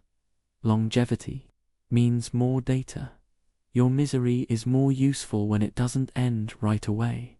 Sometimes they treat you, but treatment is just another experiment. A dose of quinine for malaria to see if it shortens the fever. A shot of some untested serum for typhus to see if it does anything at all. A crude attempt at antibiotics too weak or too late to matter. They don't treat you to heal you. They treat you to see what happens. And if you die, they shrug. One more result in a chart, one more number in a ledger. In the barracks, whispers grow quieter. Nobody wants to talk too loudly when the air itself feels contaminated. You hear coughs, groans, the scrape of a body being dragged away in the night. Sometimes you wake to find the bunk beside you empty, its occupant gone to the crematorium. Sometimes you wake to see someone still lying there, eyes glassy, body still, the fever having burned them out. The cruelty of this experiment isn't just that you're sick, it's that you know exactly why. You weren't unlucky. You weren't in the wrong place at the wrong time. You were chosen, injected, infected, all by design, and the very thing that should represent healing, the syringe, the doctor's hand, has become the weapon that puts you here. The irony is unbearable. Medicine is supposed to stop disease, to save lives, to fight back against nature's cruelty. But here, medicine is the delivery system for plague. Science is the excuse for your suffering. Doctors, the people who swore to heal, are the ones who made you sick. And when your fever burns so high that you can't tell whether you're awake or dreaming, you realize the darkest truth of all. You weren't unlucky to catch a disease. You were unlucky to catch their attention. And tomorrow, when your body finally gives out, when the fever cooks your brain, when your breathing rattles to a stop, they'll cut you open. Autopsies are part of the study. They'll slice into your chest, your abdomen, your swollen lymph nodes, studying the effects from the inside out. Your last breath won't end your role as a subject. You'll be studied even in death. Another specimen in a laboratory that was never meant to heal. By now, you've probably figured out that in this place, your body isn't really yours. It's a collection of parts, like someone dumped a bag of spare pieces on a table and decided to see what happens when they get bent, cut, and stitched back in the wrong order. If it hasn't been your skin blistering from gas, or your lungs collapsing under disease, then it's your bones, muscles, and nerves next in line for science. And by science I mean the kind of experiments that sound less like medicine and more like a sadistic hobby someone dreamed up, after reading an anatomy book, upside down. The setup doesn't look that different from the other labs you've been marched into before. White walls, trays of instruments, doctors in coats pretending they're in some prestigious university clinic. But what stands out this time are the tools themselves, not just scalpels and syringes, but hammers, saws, clamps, drills. It looks less like a hospital and more like a mechanic shop, only instead of fixing cars, they're breaking people. You look at the metal on the table and realize, with a sick twist in your stomach, that it's not meant for machines, it's meant for you. The process begins simply, almost clinical. The doctor selects a limb, your leg, your arm, and applies pressure. Then suddenly there's a snap, deliberate and sharp. They've broken your bone on purpose, with no accident, no hesitation. The pain is blinding, immediate, flooding every nerve in your body. You cry out, but the sound barely matters in this room. To them, your scream is just another measurement, a sign that the procedure worked. They jot down the time, the reaction, the way your body convulses. Sometimes they break bones and leave them. They want to see how they heal untreated, whether the body can manage on its own, when left, to knit itself back together. Other times they intervene, but not in ways that make sense. They don't set the bone properly. They don't cast it. Instead, they force it into awkward angles, screw metal plates into it, stitch muscles back incorrectly. They might even remove sections of bone altogether, leaving gaps. Then try grafting in pieces from another victim. Imagine being broken and then rebuilt wrong on purpose. Your body turned into a grotesque puzzle with pieces jammed into the wrong slots. The infections come quickly, with no real sterilization. Wounds fill with pus, stitches ooze, flesh blackens. The fever that follows is almost worse than the break itself. You lie there, sweating, trembling, your body shaking as bacteria eat away at tissue already mangled by knives and saws. But to the doctors, the infection isn't a complication, it's part of the study. They take notes on how long it takes before the swelling reaches your knee, how the pus smells, where the gangrene sets in. Your agony is there. Data. Muscles are no safer. They cut them open, slice them lengthwise, then stitch them back poorly, deliberately, leaving the fibers unable to contract the way they should. You try to flex your arm afterward, and it hangs, useless, spasming weakly, like the wires inside have been snipped. Sometimes they remove entire chunks of muscle, leaving cavities under your skin that will never refill. They do it again and again, comparing one limb to another, one prisoner to another, writing down which cut cripples movement fastest, which removal makes walking impossible, which mistake leads to death quickest. And then there are the nerve experiments. If bones and muscles are the framework of your body, nerves are the wires that make it all work. So the doctors slice into them, severing lines, like they're unplugging cables from a wall. They want to see what happens when certain nerves are cut. Does the hand stop moving? Does the leg go numb? Does the pain spread elsewhere? Sometimes they try to stitch the nerves back together crudely, like child tying to frayed ropes. The result is never clean. The nerves don't reconnect properly. Sensation comes back in twisted ways. phantom pains searing in places you didn't even know could hurt. Other times, they go further, experimenting with transplants, cutting nerves from one body, trying to graft them into another, forcing tissues to fuse where they don't belong. The results are always failure, infection, necrosis, paralysis. But that doesn't stop them. Each failed experiment is just another excuse to try again on the next prisoner. The physical suffering is indescribable. Every movement becomes torture. Broken bones grind against each other with sickening crunches. Muscles stitched wrong tear open with the slightest strain. Severed nerves leave half your body burning, while the other half feels nothing at all. Walking becomes impossible. Even sitting is agony. You're reduced to a heap of broken parts on a straw mattress, your body no longer responding to you, but to the whims of men with notebooks. And yet the cruelty doesn't end with the procedures themselves. There's the constant humiliation of being reduced to a specimen. They talk about you while you're lying there, not to you. They argue over your body, as though you're not present. The swelling here is interesting. The graph didn't take the subject, no longer responds to stimuli. Subject, that's all. You are not a person, not even a prisoner, just an experiment, a broken machine they're testing until it finally stops running. You hear the stories in the barracks too. Someone had their leg broken in 3 places and left to rot until amputation was necessary.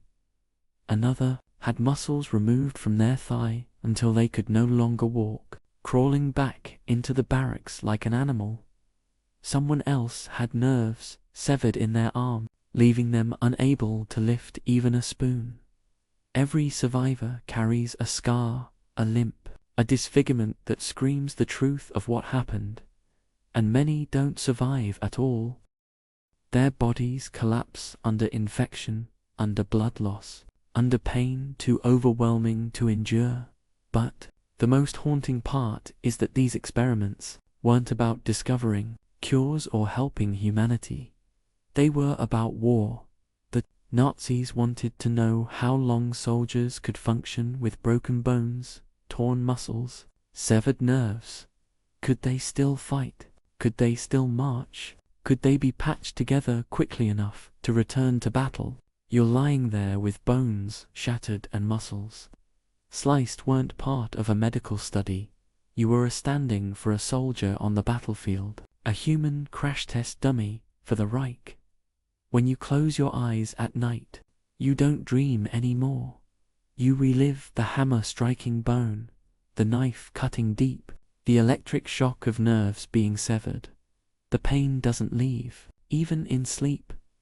It sits in your body like a second skeleton, a reminder that every part of you is subject to their curiosity. And as you listen to the shuffle of footsteps outside, the clang of keys, the bark of guards, you know it's only a matter of time before they decide they need more data, and your body becomes their workshop once again. At this point, your body feels like it's been through every possible version of breaking, cutting, burning, and poisoning, but just when you think they've exhausted every creative way to torture people under the label of medicine, the doctors find a new frontier to poke at. Because if they could cut into bones, muscles, and nerves, why not take it one step further? Why not try moving entire pieces of you from one place to another? Why not treat you like a puzzle where the pieces can be ripped off and glued back in a different spot? That's when you enter the nightmare of transplant experiments. The logic wasn't complicated, at least to them. On the battlefield, soldiers lost arms and legs all the time, limbs shattered by shrapnel, blasted off by grenades, crushed under tanks.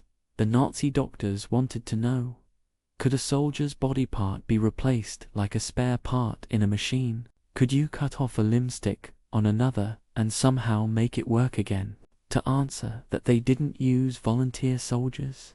They used you, prisoners, who had no choice but to lie still while someone else's idea of science turned your body into a grotesque workshop. The room you're dragged into looks like a cross between a moor and a butcher's shop. Cold metal tables, buckets of water, tools laid out that don't belong anywhere near human flesh, bone saws, clamps, surgical knives dulled from overuse, and in the corner, wrapped in cloth or soaking in preservative, are the parts limbs taken from other prisoners who didn't survive their own round of experiments. The smell is sharp, metallic, nauseating. You realize quickly that what you're about to endure has nothing to do with saving lives. It's about seeing just how far they can push the limits of mutilation. The first step is removal. They choose a limb, your arm, your leg, and they take it from you. Sometimes they do it with crude surgery, cutting, sawing, tearing you open while you're half conscious. No anesthesia strong enough to drown out the agony. Other times, they simply amputate brutally, hacking through muscle and bone with more speed than precision. The pain is beyond screaming, beyond crying. It's the kind of pain that takes your breath away entirely, leaving only a silent gasp as your vision swims, blood pours, flesh shreds, and the doctor nods calmly as though everything is going according to plan.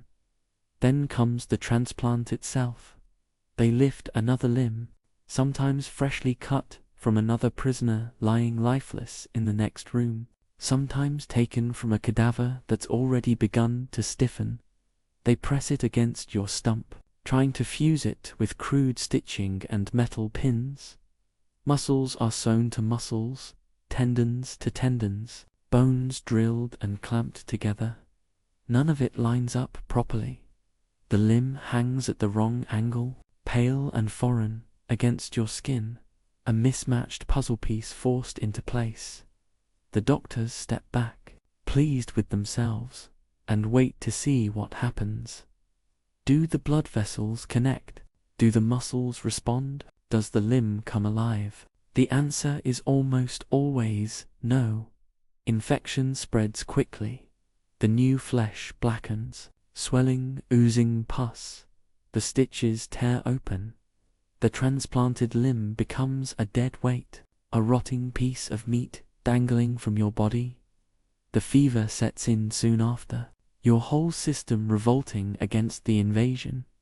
Your heart pounds, your body shakes, sweat pours, and all the while the doctors keep watching, scribbling notes, fascinated by the way you fall apart. And this isn't just done once.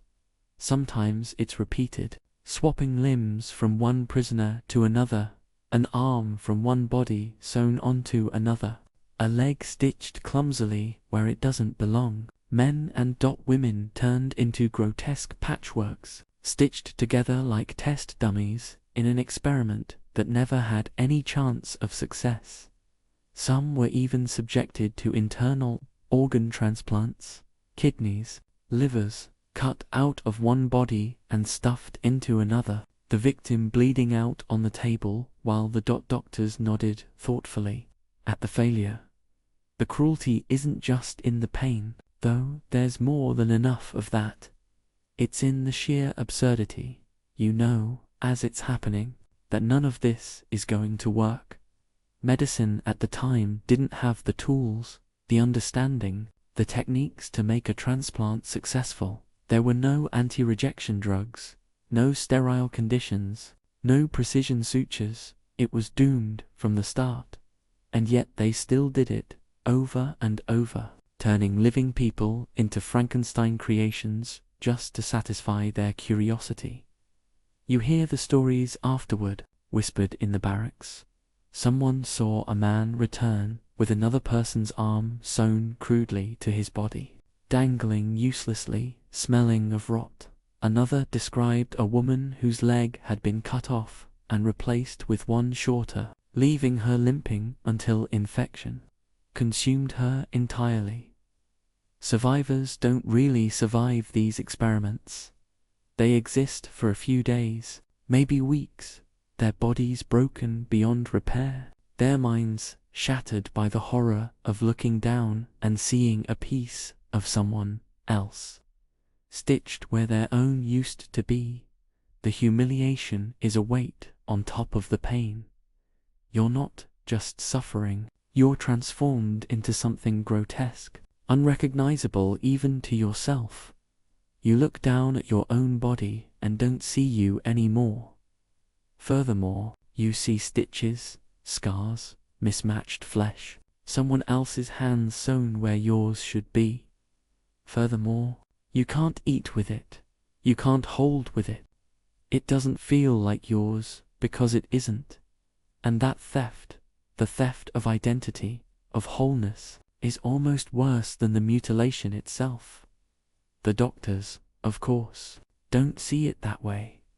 They talk casually about their grafts, their transplants, their subjects. They debate whether a particular stitching technique worked better, whether one type of clamp held bone together longer.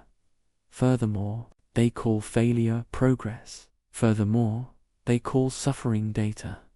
Furthermore, they never admit that what they're doing is pointless, because admitting that would mean admitting that everything here is cruelty dressed up in the language of science. At night, lying in your bunk, your body stitched, swollen, burning with fever, you can't help but wonder about the other half of you. Where did your limb go? Whose hand is it now attached to? Is someone else lying in another barracks, looking down at a part of you sewn onto their body? The thought is maddening. The camp has taken everything else from you, your freedom, your dignity, your health, and now it's taken your very flesh, scattering it like scraps across other people, as if you were never whole to begin with. And when the fever finally becomes too much, when the transplanted limb rots beyond saving, when gangrene creeps up your body, the doctors don't mourn the loss. They make their notes, shake their heads at the failure, and move on to the next subject. Another table, another saw, another prisoner forced into becoming a patchwork experiment. Because here your body isn't just yours, it's spare parts for someone else's experiment. A collection of meat and bone to be swapped, tested and discarded, and once your usefulness ends, once the experiment collapses into infection and death, they'll cut you open one last time, not to save you, but to dissect you, to catalogue the wreckage they created with their own hands. You thought meals here were already the crudest joke imaginable, a crust of stale bread, a watery broth that tastes like dirt, sometimes a sliver of moldy potato floating in the mess, enough to keep you alive, but not enough to give you strength. Food in the camp isn't meant to nourish, it's meant to string you along, to keep you just barely on your feet for the next roll call, the next shift, the next experiment. But even in that grim routine, at least the food itself wasn't the thing that was killing you until now. Because in this next nightmare, dinner comes with a side of poison. The Nazis love efficiency. They wanted fast, clean methods of killing, ways to test new poisons that could be slipped into enemy food or water without fuss. They wanted to know which substances killed quickest, which caused the most pain, which left no trace. And of course they weren't about to test these things on themselves. That's where you come in. You're not just a prisoner anymore. You're a taste tester in the most horrific sense of the word. It starts like any other mealtime. You're marched into the mesh hall, given a tin bowl, maybe a piece of bread, maybe a slice of sausage. If it's one of the rare, generous days, you sit with the others, the smell of boiled cabbage or watery stew filling the air. But there's something different about the food this time. You don't know it yet, but it's been laced with a chemical, a powder, a drop of something clear and deadly. At first, you can't tell. The food tastes as bland as ever, maybe a little bitter, maybe a little off, but hunger overrides suspicion. You shovel it in quickly, because that's what you always do, and then you wait. It doesn't take long. A burning sensation crawls down your throat, spreading through your stomach, cramping, sharp and sudden twists your insides, like someone's wringing out your guts by hand. Sweat beads on your forehead. Your vision blurs. Your hands shake. You clutch your stomach, hunching over the bowl, trying to keep the contents inside, but your body revolts. You vomit violently, bile and blood spilling onto the floor, your body convulsing as if it's trying to expel the poison that's already wormed its way into your bloodstream. For some poisons, it's fast. Cyanide, for example, works within minutes. Your throat seizes, your lungs struggle, every breath feels like drowning. Without water, your lips turn blue, your heart pounds erratically and then collapses. Death comes suddenly like a switch, being flipped. One moment you're wrenching, the next you're still. Other poisons drag it out. Rain, arsenic, mustard compounds. These carve through your system slowly, hour after hour of unrelenting agony. Stomach cramps, diarrhea, endless vomiting, dehydration so severe your tongue swells in your mouth. Blood leaks from places it shouldn't. Your gums, your nose, sometimes even your eyes. You lie on the floor, body shaking, screaming hoarsely until your voice gives out. Death doesn't come quickly. It stalks you, lingering, stretching the suffering until you're nothing but a shell writhing in filth. And of course, not everyone dies immediately. That's part of the point. Some prisoners are given antidotes afterward, not to save them but to test whether the cure works. Doctors rush in with syringes after you've collapsed, injecting chemicals to counteract the poison. If you survive, they call it progress. If you don't, they shrug and move on. Either way, your suffering has been measured, timed, written down neatly in German script. The crudest twist is how ordinary it all looks from the outside. A group of prisoners eating, guards watching silently, doctors scribbling notes in the corner. To an outsider, it might almost look like mealtime, routine, boring, but in reality you're watching men and women collapse into seizures, foam at the mouth, clutch their throats, their faces contorted in agony as poisons tear them apart from within. The sound of wrenching fills the air, the smell of vomit and blood mixes with the stench of cabbage stew, and through it all the guards remain stone-faced, as though this is just another shift in their day. In some cases, poison isn't hidden in food at all. Sometimes it's delivered directly, a small pill pressed into your hand, a liquid forced between your lips, a powder blown into your face. You choke, you gag, you resist, but it's useless. The substance is already inside you, and as you collapse onto the floor, convulsing, the men in coats stand above you, checking their watches, counting how long it takes before your body stops moving. And it's not just adults. Children are given poisoned candy, sweets laced with chemicals, treats that feel like kindness, until the convulsions begin. The cruelty is almost theatrical, offering something comforting only to turn it into a weapon. You can imagine the satisfaction on their faces as the sugar turns sour in the mouths of children who never stood a chance.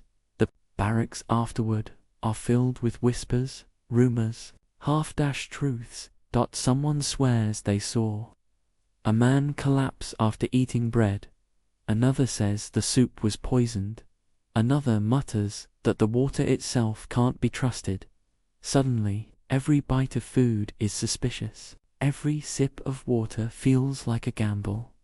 Hunger gnaws at your stomach first, dries your throat, but fear stops you from reaching for the bowl.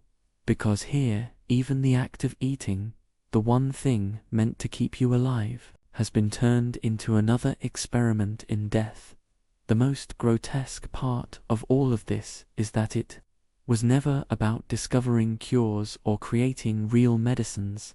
It was about weapons, poisons that could be slipped into enemy supplies, toxins that could wipe out entire units silently, chemicals that could kill without a shot being fired, and to test them they needed you, your body, your suffering, your death, all reduced to a footnote in a report filed away in some folder marked confidential. And when the meal is over, when the bodies are dragged away, the bowls collected, the floor scrubbed of vomit and blood, the mess hall looks ordinary again, as if nothing happened, as if dinner wasn't just a mass execution in disguise. Tomorrow, the routine will repeat. Another pot of stew, another round of bread, another group of prisoners told to eat and wait, and the cycle continues, because here, even food, the most basic, essential act of life, has been twisted into a weapon wielded by men who treat death as just. Another experiment. By now you know that when they say experiment, it usually means they've found yet another way to see how much damage a human body can take before it gives out. They've starved you, frozen you, infected you, sewn you, swapped your pieces around and poisoned you for your dinner. But sometimes cruelty doesn't need to be disguised as subtle. Science. Sometimes it's as simple and as horrifying as fire. That's where the phosphorus burns come in. Phosphorus was a favorite in warfare. Soldiers on the front lines feared it because once it touched you, it didn't stop. White phosphorus sticks to skin, clings like molten glue, and burns hotter than almost anything you can imagine. Water doesn't put it out. Smothering doesn't put it out. It just keeps eating through flesh until there's nothing left but bone. So of course, the doctors wanted to know, what exactly does it do to a person? How deep, how fast, how deadly? And could wounds like that ever be treated? That's where you find yourself, stripped down again, laid on a cold table under the glare of lamps, while a man in a coat holds a vial of liquid fire. He doesn't explain, doesn't warn you, he doesn't need to. The guards hold you down while the phosphorus is applied directly to your skin, maybe your arm, maybe your chest, maybe across your face, and then the pain hits. Their single quotes, as nothing gradual about it, no slow build. The second phosphorus touches you, it ignites, and your body becomes its fuel. It's not just heat, it's not just fire, it's something deeper. A searing pain that drills into nerves and makes every cell in your body scream at once. You thrash, you kick, you're trying to pull away, but the guards press you harder into the table. You can smell it immediately, burning flesh, acrid and choking, filling the room with the unmistakable stench of cooked skin. The burn doesn't stop on the surface. It tunnels inward, layer by layer, until it reaches muscle. If it's on your arm, you can actually watch your flesh blister, split, char curling back to reveal the bright red tissue beneath. If it's on your torso, the pain radiates into your chest.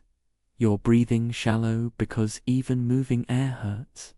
If it's on your face, the fire blinds you, melts your eyelids, sears your mouth, and through it all, the doctor calmly takes notes, observing how quickly the burn spreads, how much tissue is destroyed in minutes. Sometimes, they don't stop with one burn. They apply phosphorus in patches, marking you like a canvas. A burn here, a burn there. Each one studied as though you were nothing more than a piece of meat thrown on a grill. They want to see how burns heal when left untreated, how long it takes for infection to set in, how the body fights or fails to fight damage this severe, and if they decide to treat you, it's not for your sake. They smear crude ointments on the wound, scrape away charred flesh, or pour chemicals directly onto the raw burn, not to heal but to test which method works fastest. The pain doubles, triples, as they prod the wound, ripping away dead skin that clings stubbornly to your body. You scream until your throat is raw, but the sound only blends into the background noise of this place. The cruelty of phosphorus is that it doesn't stop even when you think it's gone. Tiny fragments stick to your skin, glowing faintly, reigniting when exposed to air hours later. The wound flares again, sparks of pain ripping through you like lightning strikes. You wrap the area, you press it, but nothing works. The fire finds oxygen and keeps eating, as though it has a will of its own.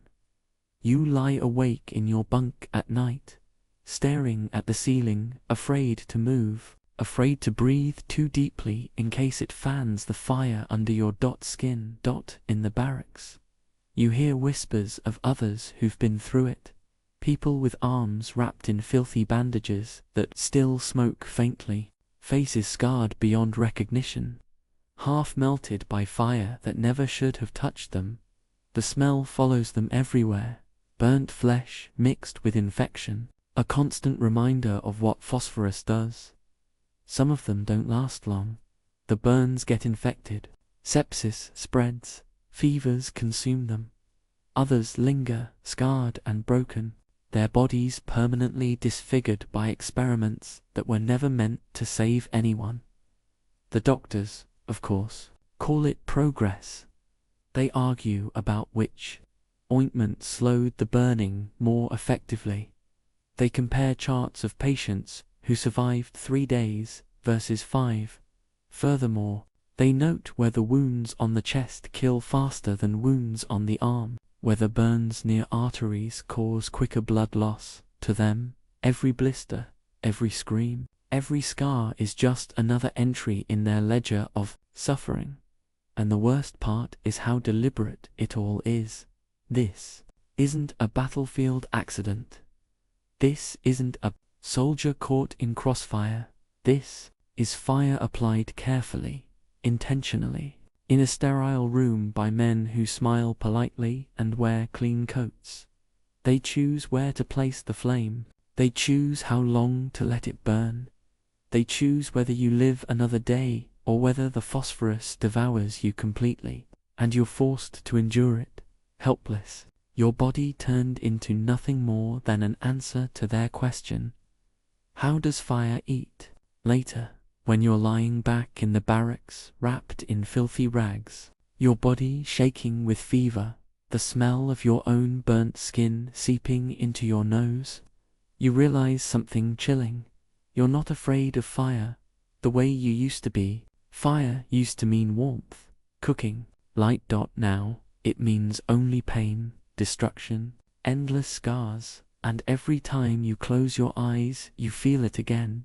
The sizzle, the crackle, the unbearable heat crawling down into your very bones. And tomorrow, when the guards come stomping down the row, barking orders, pointing fingers, you know it could be you again, dragged back under the lamps, your body painted with phosphorus, like a canvas for destruction.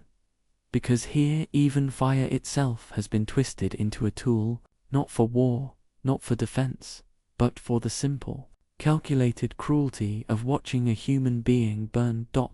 You would think that after being burned, poisoned, infected, stitched wrong and maybe even set on fire, the list of ways they can torture, you would have finally reached its limit.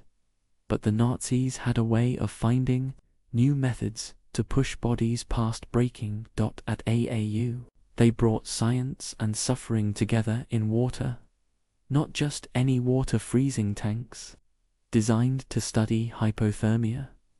They wanted to know how long the human body could survive in icy conditions, how it failed, and what might revive it.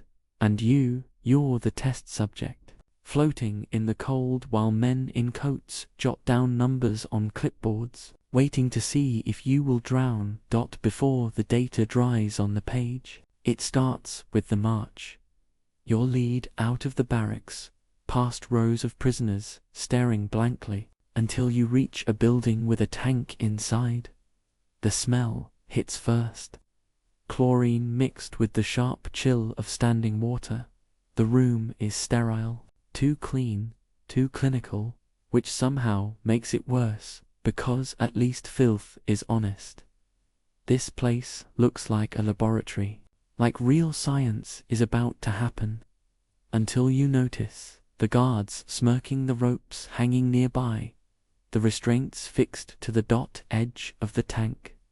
The order comes, and you strip, thin clothes fall away, leaving your body exposed to the cold air. Goosebumps rise immediately, your teeth already chattering. Before you've even touched the water, the guards shove you forward, and the shock comes all at once. The icy water clamps around your body like a vice, every nerve screaming. It's not just cold, it's an assault, a pain so total it feels like being stabbed by 1,000 tiny blades. You gasp, involuntarily, sucking in air so sharply you almost choke. Instinct says, get out, thrash to the surface, escape. But you can't. Ropes tether you in, and hands push you down. If you try to climb, the cold sinks in fast. First your skin burns, the sharp sting of water, colder than anything you've ever felt. Then it turns numb, your flesh losing sensation as blood vessels clamp shut. Your body shakes violently, muscles spasming, teeth clattering so hard you're sure they'll break.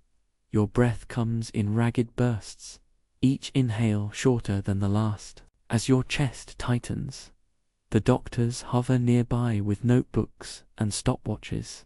They call out numbers, note the time when the shivering starts, when it peaks. When your movement's slow, they watch your lips turn blue, your skin pale, your eyes glazed. To them, you're a clock winding down, and every second is worth recording. After a while, time stops making sense. Minutes stretch into eternity. You can't tell if you've been in the tank for 10 minutes or 10 hours. Your body feels far away, like you're watching yourself drift. Muscles stiffen, fingers claw into useless shapes, legs heavy as stone. The violent shivers begin to fade, replaced by a deep, terrifying stillness. That's when you realize you're slipping into hypothermia. The cold isn't just around you anymore, it's inside you, swallowing everything. Sometimes they pull you out before you drown, sometimes they don't. When they do, it's not mercy, it's the next phase of the test. They drag your limp body onto the floor, water pouring from your mouth, skin a mottled blue-gray. Then they try to rewarm you, but again, not for your sake, for theirs. The method's very. Sometimes they wrap you in blankets and wait, checking your pulse, as if patience alone will do the trick. Other times they shove you into scalding baths, plunging your frozen skin into water so hot it feels like fire. You scream weakly, your body lurching between extremes, frozen one moment, boiling the next. And then there's the crudest method, animal warmth. They strip other prisoners, force them to lie naked against your icy body, skin pressed to skin. Their warmth's meant to revive you. It's humiliation on top of agony. Human beings turned into tools, bodies used like heaters. Not everyone comes back. Many slip under the surface and never rise again. Others make it out of the tank, only to die hours later, their bodies unable to cope with the damage done. and those who survive carry the scars invisibly. The memory of lungs filling with water, of numbness so deep it felt like death itself, of doctors staring blankly while they beg to be pulled out. The worst part is how ordinary the process seems to the men running it. They don't shout, they don't laugh, they don't even look angry, they just observe, stopwatch in one hand, clipboard in the other, eyes fixed on you like you're a specimen in a jar. Your suffering isn't personal to them, it's clinical, which somehow makes it even more horrifying. Because this isn't cruelty for cruelty's sake. It's cruelty disguised as data collection, the slow drowning of human beings excused by the word science. At night in the barracks, you can always tell who's been in the tanks. Their skin is blotchy, their movement stiff, their eyes distant, like they've already seen the other side. They cough constantly, lungs rattling with water they couldn't expel. Some whisper about the strange warmth that comes at the end, the moment when freezing stops hurting, when you feel calm, almost comfortable. Right before the end they say it feels like sleep, but it's not slept, it's the body shutting down, giving in, accepting the cold as master.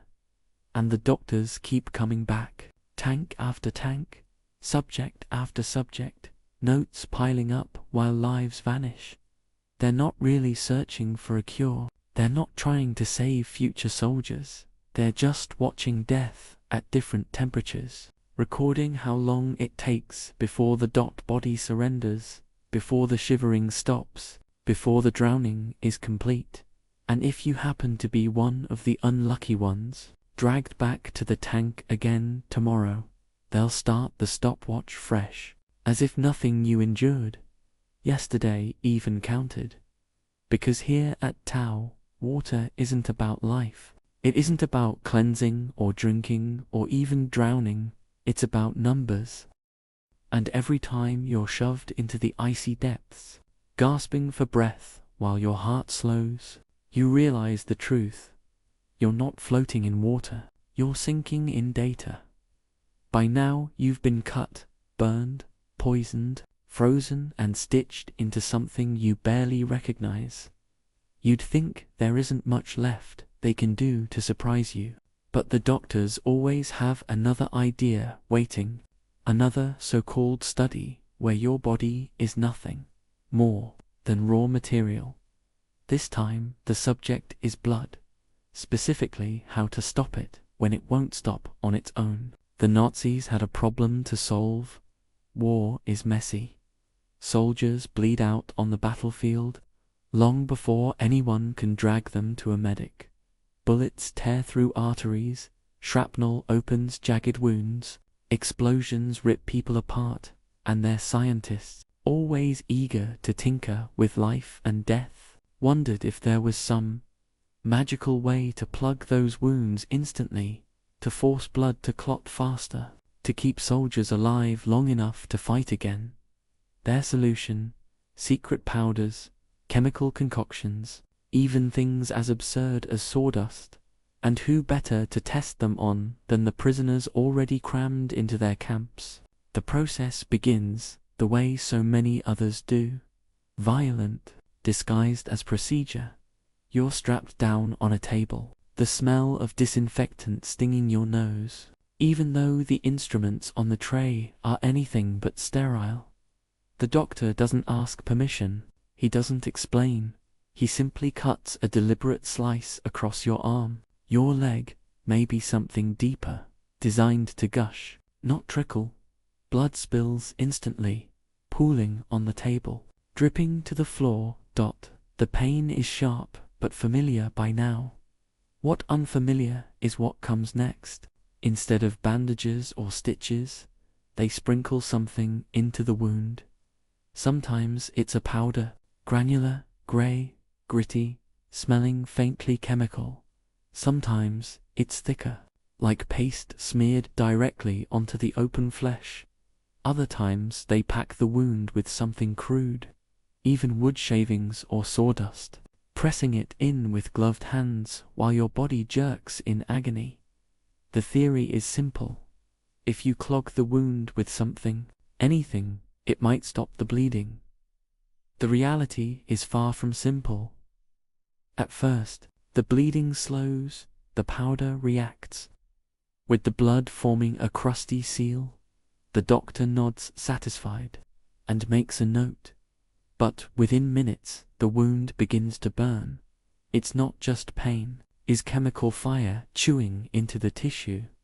The area swells, turns red from with each heartbeat. Infection sets in quickly, because none of this is sterile. The sawdust carries dirt, bacteria splinters.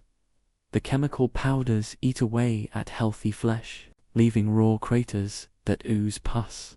And when the experiment doesn't work, when the bleeding doesn't stop, or when the pain becomes unbearable, the doctors don't intervene to save you. They watch, they time how long it takes before the wound clots naturally, how much blood you lose, whether you faint, whether you die. They mark down the moment when your pulse weakens, when your breathing slows, when your eyes roll back to them. Your collapse is just another entry on a chart. Sometimes they make it worse on purpose. A small cut isn't enough. They create larger wounds, deep gashes across thighs, punctures in arms, sometimes even simulated shrapnel injuries, created with metal fragments. Each new wound becomes a testing ground for a different powder, a different formula. They pack the holes with mixtures that sting, burn, fester. They want variety, they want results, and every drop of your blood spilled is another number in their pursuit of answers. In some cases, they don't even bother with living bodies. They open wounds on prisoners, already dying from other experiments, testing whether their secret formulas can force coagulation in people already half gone. And when the body finally gives up, when the heart stops pumping, the doctors still cut deeper, applying their concoctions to flesh that no longer bleeds, just to see how it reacts. The survivors, if you can call them, that carry wounds that never heal properly, scars, twisted and thick infections that linger for weeks, limbs left useless from nerve and muscle damage. The powders might stop blood for a moment, but they destroy everything else around the wound. You're left with flesh that looks burned, skin that tears open with the slightest pressure, tissue that rots long after the doctor has moved on. And what makes it worse is the absurdity of it. Sawdust packed into human wounds. It sounds insane, because it is insane. It is. But in their twisted pursuit of battlefield solutions, the Nazis were willing to try anything, no matter how degrading, no matter how cruel, and in their hands, even something as simple as wood shavings became a weapon, turning human bodies into grotesque experiments where suffering was the only guarantee. Lying in your bunk afterward, your arm or leg wrapped in filthy rags, the wound throbbing with every beat of your heart, you hear others whispering about their own orals. One man says they shoved sand into his wound. Another swears they poured boiling chemicals into a gash on his chest. Another describes being cut open repeatedly in the same place just to test a new powder.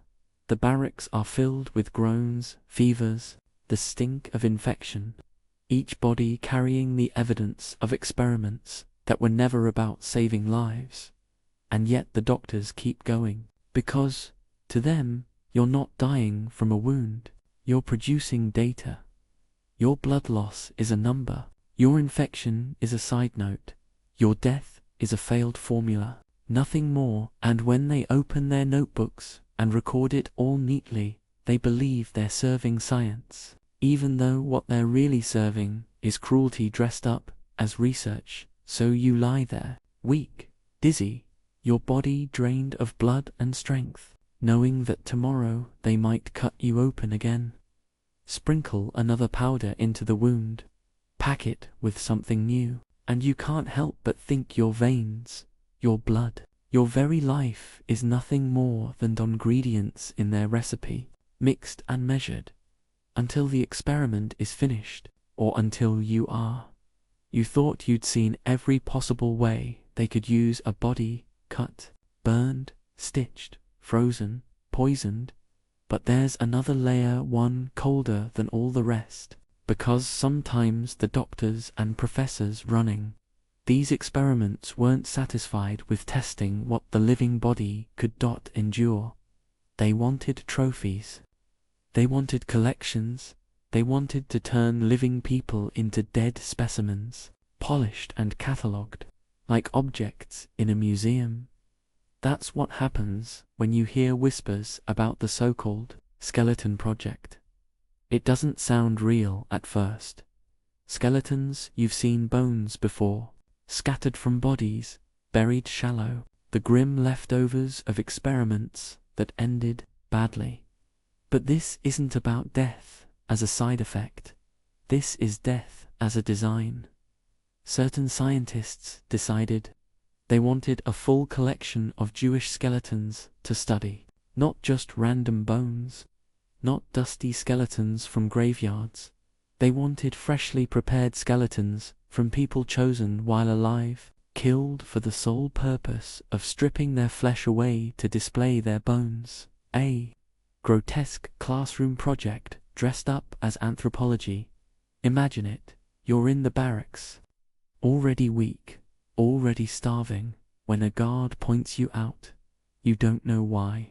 Maybe because of your features, your build, the shape of your face.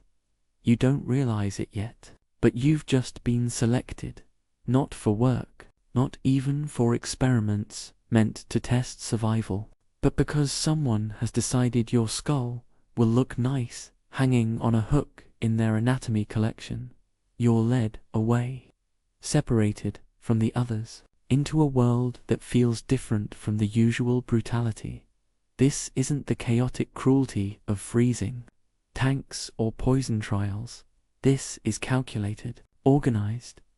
Someone out there had the patience to plan an entire project around turning people into skeletons. You're measured, photographed, catalogued like a specimen while you're still breathing.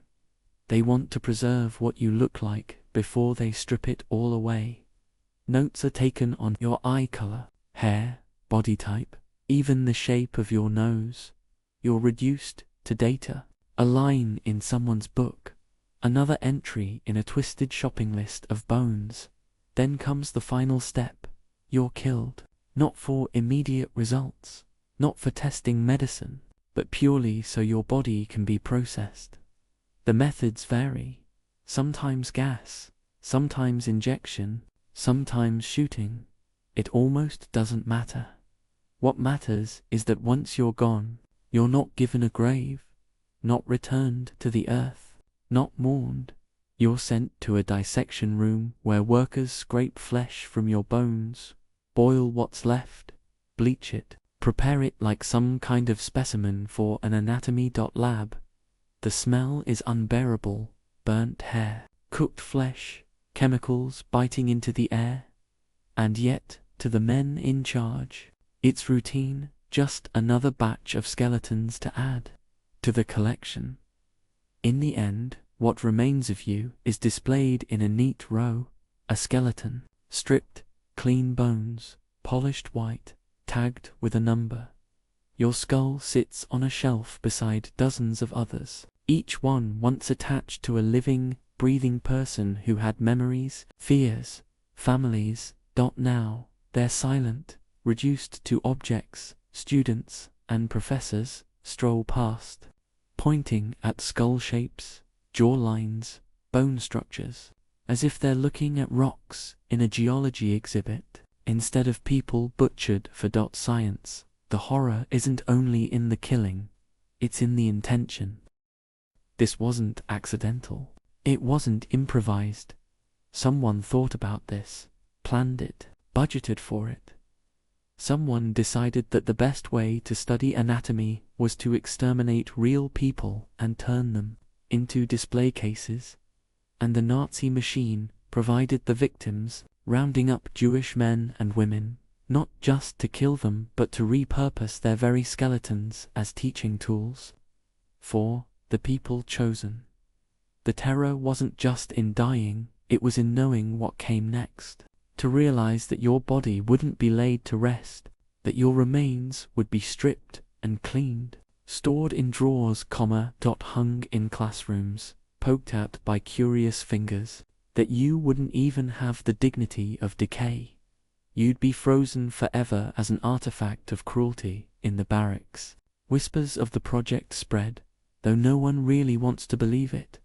It's too grotesque, too absurd to imagine that the guards and doctors would go to such lengths. But eventually survivors confirm it. They talk about crates shipped out of camps, bones packed carefully, skulls labeled and sent away like fragile items.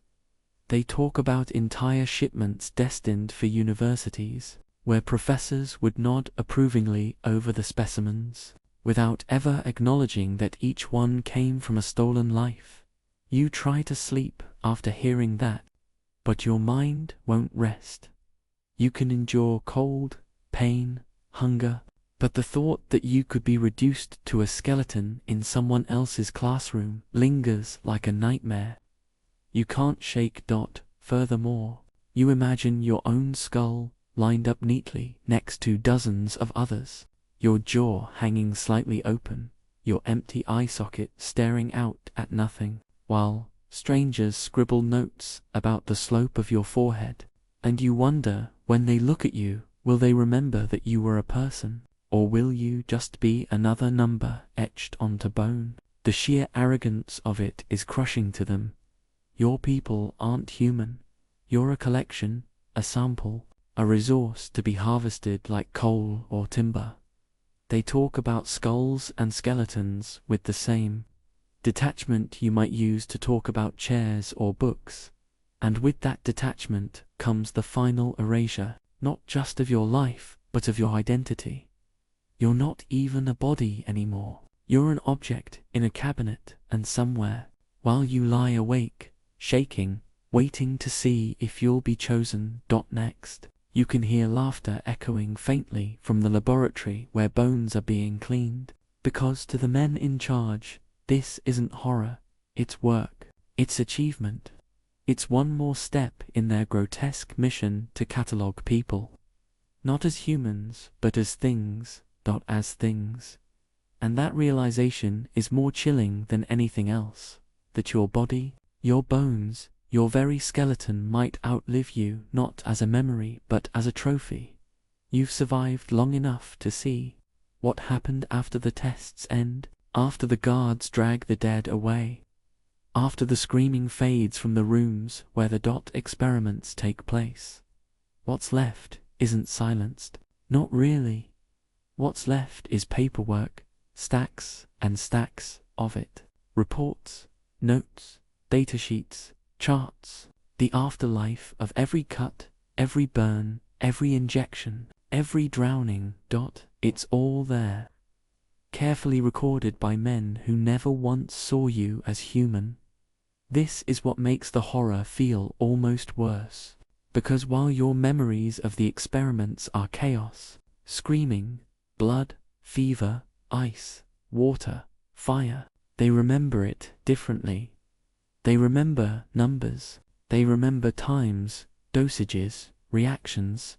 They write it down neatly in notebooks, each page a record of human suffering reduced to sterile observations. And those notebooks pile up, locked in cabinets, filed away in archives, as though the agony of thousands could be contained in ink on a page. Imagine lying on your bunk, your body wrapped in filthy rags, infection burning through your veins, while in another room a doctor sits at a desk calmly sipping coffee. While he organizes the day's results, he doesn't see faces when he writes. He doesn't hear the screams anymore. He just records. Subject, expired after 27 minutes. Temperature at collapse, 28. C. Poison ingestion led to convulsions at T4 minutes. You are a number, a data point, a line in a study that pretends to be science. The absurdity is crushing. They destroyed lives for this. And yet the results aren't even reliable half the time. The experiments are sloppy, uncontrolled, riddled with bias. Prisoners are malnourished, sick, terrified, conditions are inconsistent, outcomes skewed. Any real scientist would look at the results and throw them out. But here, in this nightmare, the data is treasured like gold, not because it's useful, but because it exists, because it makes the cruelty look official, stamped with dot, the seal of science. And when the war ends, those piles of data don't just disappear. Some of it is burned, destroyed in the panic of retreat, but much of it is found neatly bound, waiting for someone else to read it. Doctors at Nuremberg look through the reports and shake their heads at the sheer scope of it. Pages describing children injected with typhus, charts of body temperatures as prisoners froze to death, notes about wounds packed with sawdust, entire folders dedicated to twins dissected. For comparison, some of the data is ignored, too tainted by the crimes that produced it, but some isn't. Some gets quietly passed along, tucked into military files, whispered about in medical conferences, because, no matter how grotesque the source, there are always people willing to see if they can extract something useful from suffering. Maybe it's a detail about hypothermia that might help pilots. Maybe it's a note on chemical burns that might be relevant to future wars. And at that moment, the cruelty echoes forward, because the victims remain trapped in the very notes that killed them. For you, it's unbearable to imagine that everything you've endured, every second of pain, every shiver, every scream, could end up as nothing more than handwriting on a dot page, that your body could be reduced to a statistic, your suffering turned into an entry in someone's report, that the men who cut you open, who froze, you who burned, you could sit back afterward and think they had created knowledge instead of carnage. And yet that's exactly what happens. Long after the experiments themselves stop, the data lingers, the charts, the graphs, the tables, cold, lifeless, stripped of context. They don't say you were terrified. They don't say you begged to be spared. Furthermore, they don't say you were a person with a name and a history. Furthermore, they just say you died after 27 minutes. Furthermore, they just say you convulsed at TOS 4. Furthermore, they just say you burned, froze, bled, collapsed. All neatly written, as if the writing could erase the reality of what happened. Even now, when you think about it, you can't shake the image of those piles of paper. You can see them stacked on desks, spilling from drawers, stored in cabinets, an ocean of ink documenting a sea of pain, and it makes you realize something worse than all the suffering itself, that in the end, the doctors didn't care about you at all. They cared about the numbers. They cared about the data. They cared about building their little mountain of knowledge, even if it was built from corpses. And in that way, death doesn't end anything here. It just becomes another line in a notebook. Your body is gone, but your agony lives on in a pile of data stripped of everything that made you human. That made you human. And that's the crudest fate of all. Not just to die, but to be remembered only as an entry in a study that never should have existed. When the war finally ends, the camps are liberated, the guards scatter, and the world sees what was hidden behind the barbed wire. You'd think the story would stop there. You'd think the people responsible for the freezing tanks, the poisons, the fire, The bone-breaking surgeries would vanish into shame or face swift justice. But instead, their next stage isn't a laboratory or a barracks. It's a courtroom. The Nuremberg doctor's trial, that's what it's called later.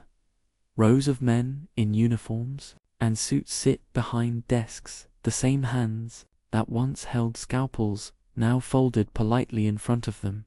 They look less like monsters and more like bureaucrats, middle-aged academics, who could have been professors in another life, and in a way they were professors.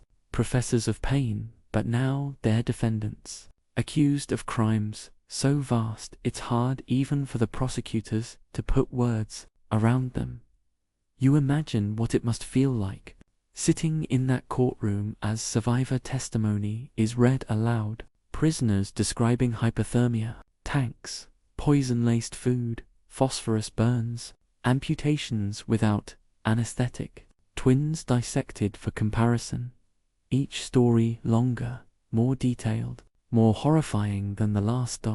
The judges sit stiffly. The translators repeat the words in different languages. The defendants look down or sometimes straight ahead, their expressions unreadable.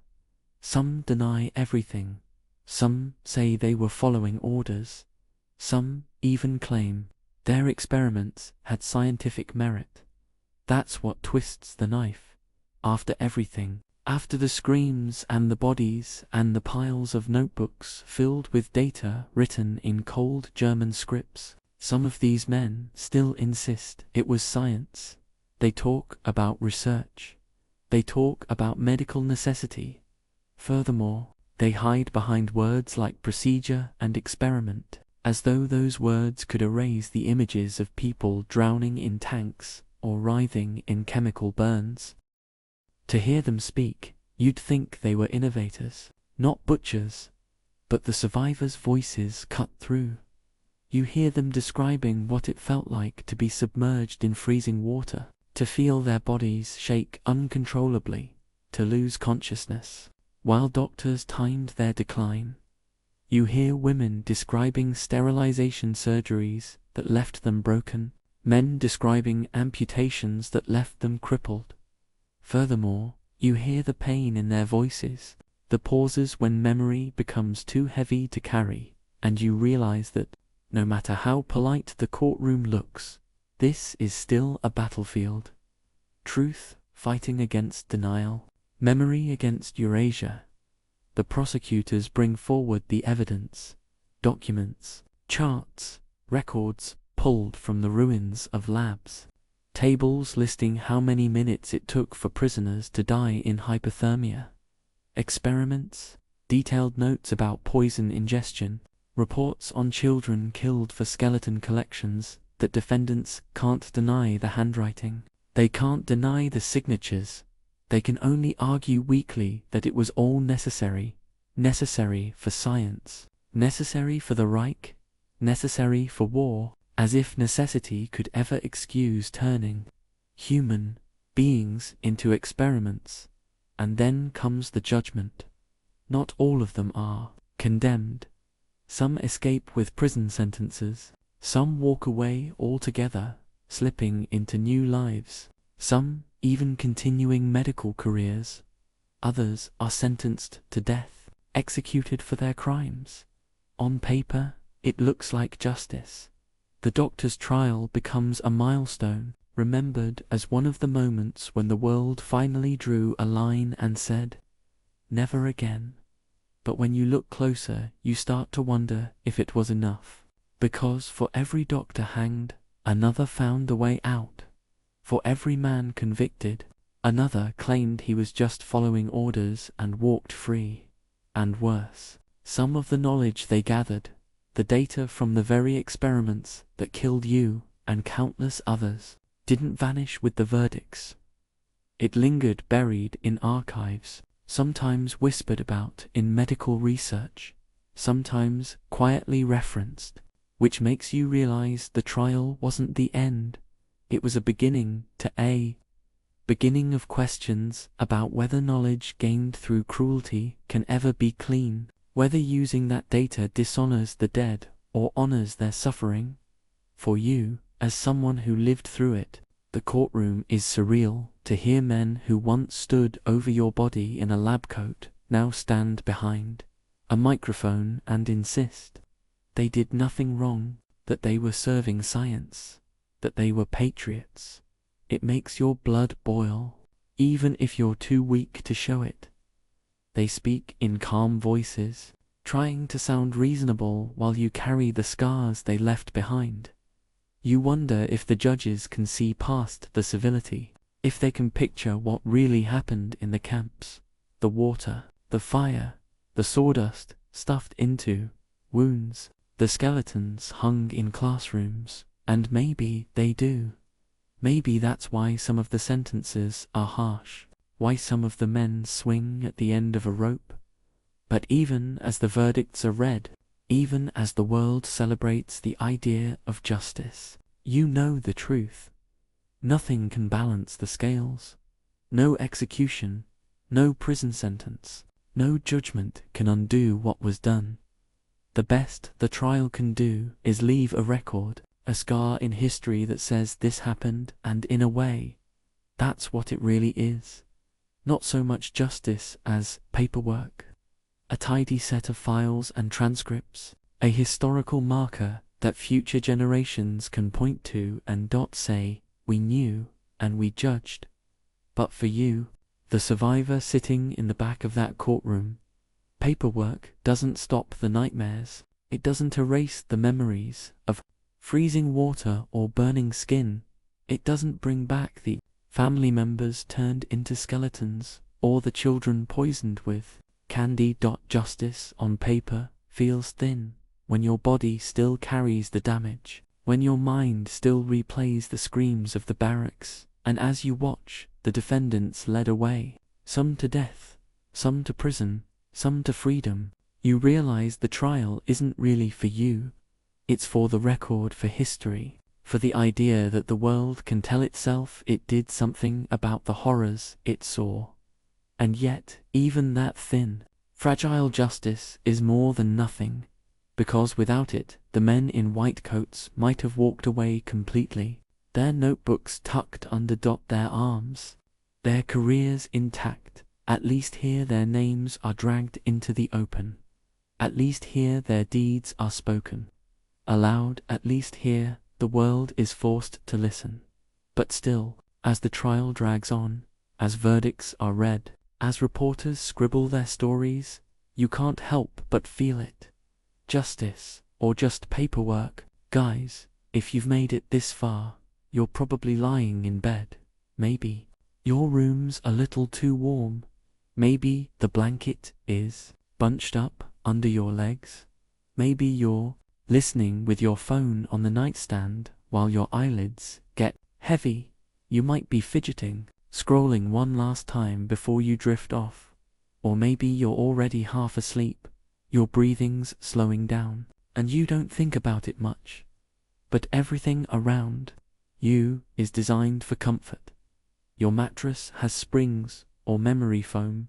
Your pillow cradles your head just the way you like it. There's clean water in the kitchen, food in the fridge, maybe a nightlight humming softly in the corner. All the little things you never question.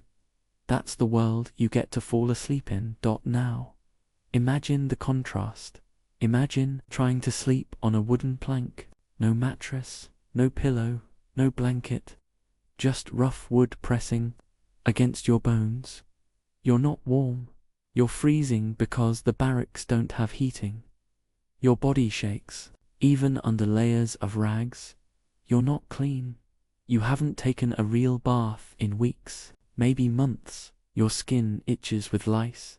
The stench of unwashed bodies. An infection fills your nose every time you try to take a breath. Around you, men and women groan in their sleep, some coughing blood, some too weak to move. That's not a nightmare you wake up from. That's where you're supposed to fall asleep every single night. Think about water. You drink from the tap without a second thought. It's clear, filtered, safe. Maybe it's even cold from the fridge. But in the camp's water could be poison, salt, soaked, contaminated. A tool of experimentation. Prisoners drank seawater until their organs shut down. They swallowed filthy rations that made them vomit. Every sip was a risk. And when their bodies swelled from dehydration, when their tongues cracked from thirst, there was no clean tap waiting for them. There was only more cruelty disguised as research or fire. For you, fire is a candle flickering on your desk, a cozy fireplace, maybe a barbecue grill on the weekend, harmless, warm, pleasant. But for the prisoners dragged into the phosphorus burn rooms, fire was alive, relentless, eating flesh until only bone remained. Imagine lying awake after that, skin blistered, nerves raw, the smell of your own body cooked into the air. That's what they tried to rest with, while you're turning over in your bed, fluffing your pillow because it doesn't feel soft enough. Even silence means something different for you. Silence at night is peaceful. No voices, no noise, just the steady hum of the house settling. But in the barracks, silence was heavy with dread, because silence meant no one dared to move. Silence meant waiting for boots on the floorboards, for guards to yank someone out for another round of tests. You tried not to breathe too loudly. You tried not to cough. You learned to sleep half awake, always listening, always ready for the door to slam open.